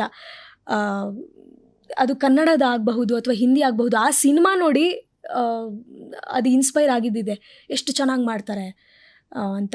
ಅದು ಯಾರೀಗ ಪೀಕುನಲ್ಲಿ ದೀಪಿಕಾ ಪಡ್ಕೋಣ ಆಗಿದ್ದಿರಬಹುದು, ಅಥವಾ ಪ್ರಿಯಾಂಕಾ ಚೋಪ್ರಾ. ಎಂಥ ಕಲಾವಿದ ಅವರಂತೂ. ಹಾಗೆ ಇಲ್ಲಿ ಕನ್ನಡದಲ್ಲೂ ಅಷ್ಟೇ, ನಮ್ಮ ಲಕ್ಷ್ಮಿ ಅವರಿಂದ ಹಿಡಿದು ಅಥವಾ ಕಲ್ಪನಾ ಅವರಿಂದ ಹಿಡಿದು ಅಥವಾ ಈಗಿನ ಎಲ್ಲ ತುಂಬ ಕೆಲಸ ಮಾಡ್ತಿರೋ ಪಾರ್ವತಿ ಆಗಿರಬಹುದು, ಪಾರ್ವತಿ ಮೇಡಮ್ ಅವರಾಗಿರಬಹುದು. ಹಾಗೆ ಒಂದಷ್ಟು ಜನರದ್ದು ನೆನಪಾಗ್ತಿಲ್ಲ, ಬಟ್ ತುಂಬ ಒಳ್ಳೊಳ್ಳೆ ಕೆಲಸ ಮಾಡಿರೋ ಕಲಾವಿದರಿದ್ದಾರೆ. ಅವರೆಲ್ರಿಗೂ ಕೂಡ ಎಲ್ರ ಬಗ್ಗೆ ತುಂಬ ಖುಷಿ ಇದೆ. ಸಖತ್ ಇನ್ಸ್ಪೈರಿಂಗ್ ಆಗಿ ಕೆಲಸ ಮಾಡ್ತಿದ್ದಾರೆ ಎಲ್ರೂ. ಅಂದರೆ ಹೀಗೆ ಮಾಡಬೇಕು, ಇದೇ ಥರದ ಪಾತ್ರಗಳು ಮಾಡಬೇಕು ಅನ್ನೋ ಒಂದು ಕಟ್ನಿಟ್ಟಿಲ್ಲ, ಒಂದು ಬೌಂಡ್ರಿ ಇಲ್ಲ. ಯಾವ ಪಾತ್ರ ಕೊಟ್ಟರು ನಾನು ಮಾಡ್ತೀನಿ ಅಂತ. ವಿಕ್ರಮ್ ಅವರು, ಸೂರ್ಯ ಅವರು, ಅದೇ ಇಲ್ಲೂ ಅಷ್ಟೇ ತುಂಬ ಎಲ್ಲ ಕನ್ನಡದ ಅಷ್ಟು ದೊಡ್ಡ ದೊಡ್ಡ ಕಲಾವಿದರು ಕೂಡ ತುಂಬ ಇನ್ಸ್ಪೈರಿಂಗ್ ಆಗಿ ಬದುಕ್ತಾರೆ. ಸೊ ಮಂಡ್ಯ ರಮೇಶ್ ಅವ್ರ ಮಗಳು ಅಂತಾನೆ ನಿಮಗೆ ಚಿತ್ರಗಳಿಗೆ ಆಫರ್ ಜಾಸ್ತಿ ಸಿಗುತ್ತಾ, ಇಲ್ಲ ಮಂಡ್ಯ ರಮೇಶ್ ಮಗಳ ಅಂತೇನಾದರೂ ಸ್ವಲ್ಪ ಹಿಂದೇಟ್ ಹಾಕ್ತಾರ? ಇಲ್ಲ, ಅದೆರಡರ ಮಧ್ಯೆ ನಾನು ಆಡಿಷನ್ ಕೊಟ್ಟೇನೆ. ಇವಾಗ ಯಾವುದೋ ಈಗ 3 ಸಿನಿಮಾಗೂ ಕೂಡ ನಾನು ಆಡಿಷನ್ ಕೊಟ್ಟೇನೆ ಇದಾಗಿದ್ದಿತ್ತು. ಈ ಸಿನಿಮಾಗೊಂದು ಇದಿತ್ತು, ಏನಂದರೆ ನಿಮ್ಮ ಫೋಟೋಸ್ ನೋಡಿದ್ವಿ, ನಿಮ್ಮ SLV ಇದಿದ್ದು ಹಾಡು ನೋಡಿದ್ವಿ, ಹಾಗಾಗಿ ಈ ಪಾತ್ರಕ್ಕೆ ಸೂಟ್ ಆಗುತ್ತೆ, ನೀವು ಮಾಡಬಹುದಾ ಅಂತ ಸ್ಕ್ರಿಪ್ಟ್ನ ನರೇಟ್ ಮಾಡೋಕ್ಕೆ ಬಂದರು. ಇದೊಂದು. ಬಟ್ SLVಗೂ ನಾನು ಆಡಿಷನ್ ಕೊಟ್ಟಿದ್ದೆ. ಅದು ಓಕೆ ಆಗಿದ್ದಿರಲಿಲ್ಲ ಅಂತಂದರೆ ಖಂಡಿತವಾಗ್ಲೂ ಮಾಡ್ತಿದ್ದಿರಲಿಲ್ಲ. ಅದು ದೇವರ ನಾಡಲ್ಲಿ ಬಿ ಸುರೇಶ್ ಸರ್ ಕೂಡ ಒಂದು ನಾಟಕದಲ್ಲಿ ನೋಡಿದರು ನನ್ನ. ಚಾಮಚಲುವೆ ಅಂತ ನಟನದ್ದು ಒಂದು ನಾಟಕ ಇದೆ, ಅದರಲ್ಲಿ ನಾನು ಕೊರವಂಜಿ ಪಾತ್ರ ಮಾಡಿದ್ದೆ. ಅದು ಕೂಡ ಒಂದು 5ರಿಂದ 10 ನಿಮಿಷದ ಎಂಟ್ರಿ ಎಕ್ಸಿಟು. ಅದನ್ನು ನೋಡಿ ಅವ್ರ ಅಪ್ಪನ ಒಂದು ಸುಮಾರು ವರ್ಷದ ಸ್ನೇಹಿತರು ಆದರೂ ಅವರು ನಿನ್ನ ಮಗಳಿಗೆ ಚಾನ್ಸ್ ಕೊಡ್ತೀನಿ ಆ ಥರ ಅಲ್ಲ, ನನಗೆ ಯಾಕೋ ಅವಳನ್ನ ಹಾಕೋಬೋದು ಅನ್ಸುತ್ತೆ ಈ ಸಿನಿಮಾಗೆ, ಅವಳು ಆಗ್ಬೋದು ಅನ್ಸುತ್ತೆ, ಒಂದ್ಸತಿ ಕರೆಸು, ನಾನು ಸ್ಕ್ರಿಪ್ಟ್ ಕೊಡ್ತೀನಿ, ಅವಳು ಹೇಗೆ ಅಭಿನಯ ಮಾಡ್ತಾಳೆ ನೋಡೋಣ ಅಂತ ಹೇಳಿದರು. ಕರೆದಾದ್ಮೇಲೆ 1-2 ದಿನ ಅದನ್ನು ಅವರು ಹಿಂಗಿದೆ ಪಾತ್ರ ಅಂತ ಎಕ್ಸ್ಪ್ಲೇನ್ ಮಾಡಿ, ಸ್ಕ್ರೀನ್ ಟೆಸ್ಟ್ ಎಲ್ಲ ಮಾಡಿ, ಈ ಡ್ರೆಸ್ ಇವಳಿಗೆ ಒಗ್ಗುತ್ತಾ, ಈ ಪಾತ್ರನ ಇವಳು ಮಾಡಬಹುದಾ, ಈ ಪಾಸಿಬಿಲಿಟೀಸ್ ಇದೆಯಾ ಅಂತ. ಯಾಕಂದರೆ ಈಗ ರಂಗಭೂಮಿನಲ್ಲಿ ಏನು ಅಂತ ಹೇಳಿದ್ರೆ ಯಾರು ಏನು ಪಾತ್ರನೂ ಬೇಕಾದರೂ ಮಾಡ್ಬೋದು. ನಾನು ನೈಜೀರಿಯಾದಲ್ಲಿರೋ ಪಾತ್ರನೂ ಮಾಡ್ಬೋದು, ಸೌತ್ ಆಫ್ರಿಕನ್ ಪಾತ್ರ ಮಾಡ್ಬೋದು, ಅಮೇರಿಕನ್ ಆಗಿ ಮಾಡಬಹುದು, ಅಥವಾ ಇಲ್ಲೇ ಒಂದು ಬುಡಕಟ್ಟು ಜನಾಂಗದ, ನಾನು ಇಲ್ಲೇ ಕರ್ನಾಟಕದೊಳಾದರೂ ಯಾವ ಪಾತ್ರನ ಗಂಡಸಾಗಿ ಕೂಡ ನಾನು ಅಭಿನಯಿಸ್ಬೋದು. ಬಟ್ ಆದರೆ ಸಿನಿಮಾ ಇಂಡಸ್ಟ್ರಿ ಹಾಗೆ ವರ್ಕ್ ಆಗಲ್ಲ. ಅಲ್ಲೇನಂತಂದರೆ ಕೆಲವೊಂದು ಸತಿ ಈ ಬಾಡಿ ಲ್ಯಾಂಗ್ವೇಜ್ ಹೀಗೆ ತುಂಬ ರಿಯಲಿಸ್ಟಿಕ್ ಆಗಿ ಅಪ್ರೋಚ್ ಇಟ್ಕೊಂಡು ಸಿನಿಮಾಗಳು ವರ್ಕ್ ಆಗೋದ್ರಿಂದ ಅವರು ನಿನಗೆ ಕಾಸ್ಟ್ಯೂಮ್ ಒಗ್ಗಿದ್ರೆ, ನಿನ್ಗೆ ಈ ಹೇರ್ ಸ್ಟೈಲ್ ನಾನು ಅಂದ್ಕೊಂಡಂಗೆ ಒಗ್ಗಿದ್ರೆ ಮಾತ್ರ ನೀನು ಇರಬೇಕಾಗತ್ತೆ ಅಂತಲೇ ತುಂಬ ಅಪ್ರೋಚ್ ಮಾಡಿರ್ತಾರೆ. ಅವ್ರಿಗೆ ಹಂಗೆ ಒಗ್ಗತ್ತೆ ಅಂತ ಹೇಳಿದಾಗ ಇಲ್ಲ ಮಾಡು ನೀನು ಅಂತ ಹೇಳಿ ಆಡಿಷನ್ನಿಂದನೇ ವರ್ಕ್ ಮಾಡಿಸಿದ್ದು ಬಿ ಸುರೇಶ್ ಸರ್ ಕೂಡ. ನೈಸ್. ಸೊ ಮುಂದಿನ ದಿನಗಳಲ್ಲಿ ಯಾವ ಸ್ಟಾರ್ ಜೊತೆ ಆ್ಯಕ್ಟ್ ಮಾಡಬೇಕು ಅನ್ನೋದು ಆಸೆ ಇದೆ? ನನಗೆ ಆ್ಯಕ್ಚುಲಿ ಪುನೀತ್ ರಾಜ್ಕುಮಾರ್ ಸರ್ ಜೊತೆ ಆ್ಯಕ್ಟ್ ಮಾಡಬೇಕಂತ ತುಂಬ ಆಸೆ ಇದ್ದಿದ್ದು ನಿಜ. ಯಾಕಂದರೆ ನಾನು ಅಪ್ಪಂಗಿತ್ತು ಆ ಥರ ತುಂಬ. ಒಂದು ರೀತಿಲಿ ಏನಂತಂದರೆ ತುಂಬ ನನ್ನ ಹೈಟಿಗೆ ಅಥವಾ ನಮ್ಮ ಪರ್ಸ್ನಾಲಿಟಿಗೆ ಹೊಂದೋ ಥರ ಆ್ಯಂಡ್ ಇರುತ್ತಲ್ವ ಹಾಗೆ ಮಾಡಬೇಕಂತ. ಹಾಗಾಗಿ ಇದಿಲ್ಲ ನೀನು ಮಾಡಬಹುದು ಅನ್ಸುತ್ತೆ ಅಂತ. ಇವಾಗ ಏನಾದರೂ ಈಗ ದರ್ಶನ್ ಸರ್ ಅಥವಾ ಸುದೀಪ್ ಸರ್ ಅವ್ರ ಜೊತೆ ಇನ್ನೊಂದು ರೀತಿಲಿ ಕಾಣಿಸ್ಕೊಳ್ಬಹುದು, ಬಿಟ್ಟರೆ ಹೀರೋಯಿನ್ ಆಗೋಂತೂ ತೀರಾ ಅಸಹಜ ಅಂತಲೇ ಅನಿಸುತ್ತೆ. ಯಾಕಂದ್ರೆ ಅವ್ರು ಆ ಎತ್ತರದಲ್ಲಿದ್ದಾರೆ. ಆದರೆ ಹೀರೋಯಿನ್ನ ಒಂದು ಟಿಪಿಕಲ್ ಮೈಂಡ್ ಸೆಟ್ಟಿಂದನೂ ಕೂಡ ನಾವು ಒಂದೊಂದ್ಸತಿ ಆಚೆ ಬರಬೇಕನ್ಸುತ್ತೆ. ಅಂದರೆ ಅಷ್ಟು ಎತ್ತರನೇ ಇರಬೇಕು, ಫುಲ್ ನೀಟ್ ಫಿಗರ್ ಮೇಂಟೈನ್ ಮಾಡಿರಬೇಕು, ಅಥವಾ ಈ ಒಂದು ಫೇರ್ ಕಾಂಪ್ಲೆಕ್ಷನ್ ಇರಬೇಕಾಗತ್ತೆ ಅಂತ. ಈಗ ಸ್ವಲ್ಪ ಕೆಲವು ದಿನಗಳಿಂದ ಅದರಿಂದ ಆಚೆ ಬರ್ತಾ ಇದೆ ಇಂಡಸ್ಟ್ರಿ, ತುಂಬ ಬೇರೆ ಆಗ್ತಿದೆ, ಪಾಸಿಟಿವ್ ಆಗಿ ಅರ್ಥ ಮಾಡ್ಕೋತಿದ್ದಾರೆ ಎಲ್ರೂ. ಅಂದರೆ ಪಾತ್ರಕ್ಕೆ ತಕ್ಕನಾದಂಗೆ ಅವರು ಅಭಿನಯಿಸಿದ್ರೆ ಸಾಕು, ಅವ್ರಿಗೆ ಆ ಟ್ರೈನಿಂಗ್ ಕೊಟ್ಟರೆ ಸಾಕು. ಇವ್ರಿಗೆ ಆಗಲ್ಲ ಇದು, ಎಲ್ಲ ಹೀರೋಯಿನ್ಗಳು ಉದ್ದಕ್ಕೆ ಇರಬೇಕು ಅಥವಾ ಎಲ್ಲ ಹೀರೋಯಿನ್ಗಳು ನೀಟ್ ಹೀಗೆ ಇರಬೇಕು ಅನ್ನೋ ಯಾವುದೇ ಒಂದು ಜಡ್ಜ್ಮೆಂಟಲಾಗಿ ನೋಡಬಾರ್ದು ಅನ್ನೋ ಒಂದು ರೀತಿಲಿ ಬದಲಾಗ್ತಿದೆ ಇಂಡಸ್ಟ್ರಿ ಕೂಡ, ಅದ್ರ ಬಗ್ಗೆ ಸಖತ್ ಖುಷಿ ಇದೆ. ನನಗೆ ಅದೇ ಅವ್ರ ಜೊತೆ ಆ್ಯಕ್ಟ್ ಮಾಡಬೇಕಂತ ಆ್ಯಕ್ಚುಲಿ ಆಸೆ ಇದ್ದಿದ್ದಂತೂ ನಿಜವಾಗ್ಲೂ ನಿಜ. ಆದರೆ ಅನ್ಫಾರ್ಚುನೇಟ್ಲಿ ಆ ಥರದ್ದೊಂದು ಘಟ್ಸ್ ಆದಮೇಲಿಂದ ನನಗೂ ತುಂಬ ನೋವಾಗ್ಬಿಡ್ತು. ಒಂದು ನನಗೆ ಅಯ್ಯೋ ಈ ಥರದ್ದೊಂದು ಯಾವತ್ತೋ ಒಂದು ದಿವಸ ಲೈಫಲ್ಲಿ ಸಿಕ್ತಿತ್ತಾನೋ ನನಗೆ ಗೊತ್ತಿಲ್ಲ, ಅದೂ ಆಗಲಿಲ್ಲ. ಜೊತೆಗೆ ನಂತರ ಎಷ್ಟು ಜನ ಆಸೆ ಇಟ್ಕೊಂಡಿರ್ತಿದ್ರು ಸರ್ ಜೊತೆ ಅಭಿನಯಿಸ್ಬೇಕಂತ, ಅದು ಎಲ್ಲ ಮಿಸ್ ಆಗಿಬಿಡ್ತಲ್ಲ. ಹಾಂ, ಅವರು ನಮ್ಮ ಮನೆಗೆ ಬಂದಿದ್ದರು. ಅವರು ಶಿವರಾಜ್ ಕುಮಾರ್ ಸರ್ ಎಲ್ಲ ನಂದು ಬರ್ತ್ಡೇಗೆ ಹೇಳಿದ್ನಲ್ಲ, ಆವಾಗ ಅವರು ಅಪ್ಪ ಆವಾಗ ಜನುಮದ ಜೋಡಿ ಮಾಡ್ತಿದ್ರು ಅವರ ಮೊದಲ ಸಿನಿಮಾ. ಸೊ ಎಲ್ಲರೂ ಸರ್ ನನ್ನ ಮಗಳು ಬರ್ತ್ಡೇ ಇದೆ, ನಿಮ್ಮ ಆಶೀರ್ವಾದ ಬೇಕು ಅಂದಾಗ ಎಲ್ಲರೂ ಬಂದಿದ್ದರು. ಆವಾಗ ಪುನೀತ್ ರಾಜ್ಕುಮಾರ್ ಸರ್ ಇನ್ನೂ ಎಂಟ್ರಿ ಆಗಿರಲಿಲ್ಲ ಅನಿಸುತ್ತೆ, ಇನ್ನೂ ಅಖಾಡಕ್ಕೆ ಇಳಿದಿರಲಿಲ್ಲ. ಅವರು ಶಿವರಾಜ್ ಕುಮಾರ್ ಸರ್ ಎಲ್ಲರೂ ಬಂದು ವಿಶ್ ಮಾಡಿದರು. ಅದು ನೆನಪಿದೆ ನನಗೆ. ಸೊ ಅಪ್ಪ ಮಾಡಿರುವಂಥ ಚಿತ್ರಗಳಲ್ಲಿ ಯಾವ ಚಿತ್ರ ನೋಡಿ ಬಿಕ್ಕಿ ಬಿಕ್ಕಿ ಹತ್ತಿದ್ದಿದೆ ತಾವು? ಕನಸುಗಾರ. ಯಾಕೆ ಅಂತ ಕೇಳಿದ್ರೆ ನೀವು ನಗ್ತೀರಾ, ಯಾಕೆಂದರೆ ಒಂದು ತುಂಬ ಹೊಡಿತಿದ್ರು ರವಿಚಂದ್ರನ್ ಸರ್ ಅವ್ರಿಗೆ. ಅವಾಗ ನಂಗೆ ಅರ್ಥ ಆಗ್ತಿರ್ಲಿಲ್ಲ. ಇವಾಗ ನೋಡಿದ್ರೆ ಗೊತ್ತಾಗುತ್ತೆ, ಇವಾಗ ನಾನು ಆ್ಯಕ್ಟ್ ಮಾಡೋದ್ರಿಂದ ಅದು ಜಸ್ಟ್ ಒಂದು ಅಭಿನಯ ಅಷ್ಟೇ, ಸೀರಿಯಸ್ ಆಗಿ ತೊಗೋಬಾರ್ದಂತ. ಬಟ್ ಅವಾಗ ಎಷ್ಟು ಹೊಡಿತಿರ್ತಿದ್ರು ಅಂದರೆ ಪದೇ ಪದೇ. ನಾನು ಒಂದು ಸತಿ ನೋಡಿದೆ ಥಿಯೇಟ್ರಲ್ಲಿ ಕೂತಿದ್ದಾಗಲಿ, ಇನ್ನೊಂದು ಸತಿ ನೋಡಿದೆ, ಮೂರನೇ ಸತಿ ಬಿಕ್ಕಿ ಬಿಕ್ಕಿ ಹತ್ಬಿಟ್ಟೆ. ಅಪ್ಪ ಯಾಕೆ ಅಷ್ಟು ಹೊಡಿತಿದ್ದಾರೆ ನಿಂಗೆ, ನೀನು ಯಾಕೆ ಹೊಡಿಸ್ಕೊಂಡಿದ್ದೆ, ವಾಪಸ್ ಹೊಡಿಬೇಕಲ್ಲ, ಹಾಗೆಲ್ಲ ಮಾತಾಡಬಾರ್ದು, ಅದು ಪಾತ್ರ ಅಷ್ಟೇ, ಸೀರಿಯಸ್ ಆಗಿ ತೊಗೋಬೇಡ ಹಂಗೆ ಅಂದ್ಕೊಂಡು. ರವಿಚಂದ್ರನ್ ಸರ್ ಅವರು ಮನೆಗೆ ಬಂದಿದ್ರು. ಆಗ್ಲೂ ಹೇಳಿದ್ರ ಅವಾಗ ಅಂದರೆ ನಂಗೆ ಅವ್ರು ನೋಡಿದ ತಕ್ಷಣ ಬೇಜಾರಾಯಿತು. ನಮ್ಮ ಅಪ್ಪಂಗೆ ನೀವು ಹೊಡೆದಿದ್ರಿ ಅನ್ನೋದು ಮನಸ್ಸಲ್ಲಿ ಇದ್ದಿದ್ದಕ್ಕೆ, ಅದು ಒಂದು ಆ್ಯಕ್ಟಿಂಗ್ ಅಷ್ಟೇ, ಜಸ್ಟ್ ನೀನು ಅದನ್ನೆಲ್ಲ ತುಂಬ ಸತ್ಯ ಅಂತ ಅನ್ಕೋಬಾರ್ದು, ನೀನು ಮಾಡಿದಾಗ ನಿನಗೆ ಗೊತ್ತಾಗುತ್ತೆ. ಅವಾಗ ನೀನೇ ಹೊಡೆದಿರ್ತೀಯ ಇನ್ನೊಬ್ಬರಿಗೆ, ಇನ್ ಕೇಸ್ ಪಾತ್ರ ಡಿಮ್ಯಾಂಡ್ ಮಾಡಿದ್ರೆ, ಹಂಗೆಲ್ಲ ಸೀರಿಯಸ್ ಆಗಿ ತೊಗೋಬಾರ್ದು ಅಂತ ಅಪ್ಪ ಯಾವಾಗಲೂ ಹೇಳ್ತಿರ್ತಿದ್ರು. ಅದು ನೋಡಿ ಆ ರೀತಿಲಿ ಹತ್ತಿದ್ದಿದ್ದೆ ಒಂದು ಇನ್ನಸೆನ್ಸಿಂದ. ಅದು ಬಿಟ್ಟು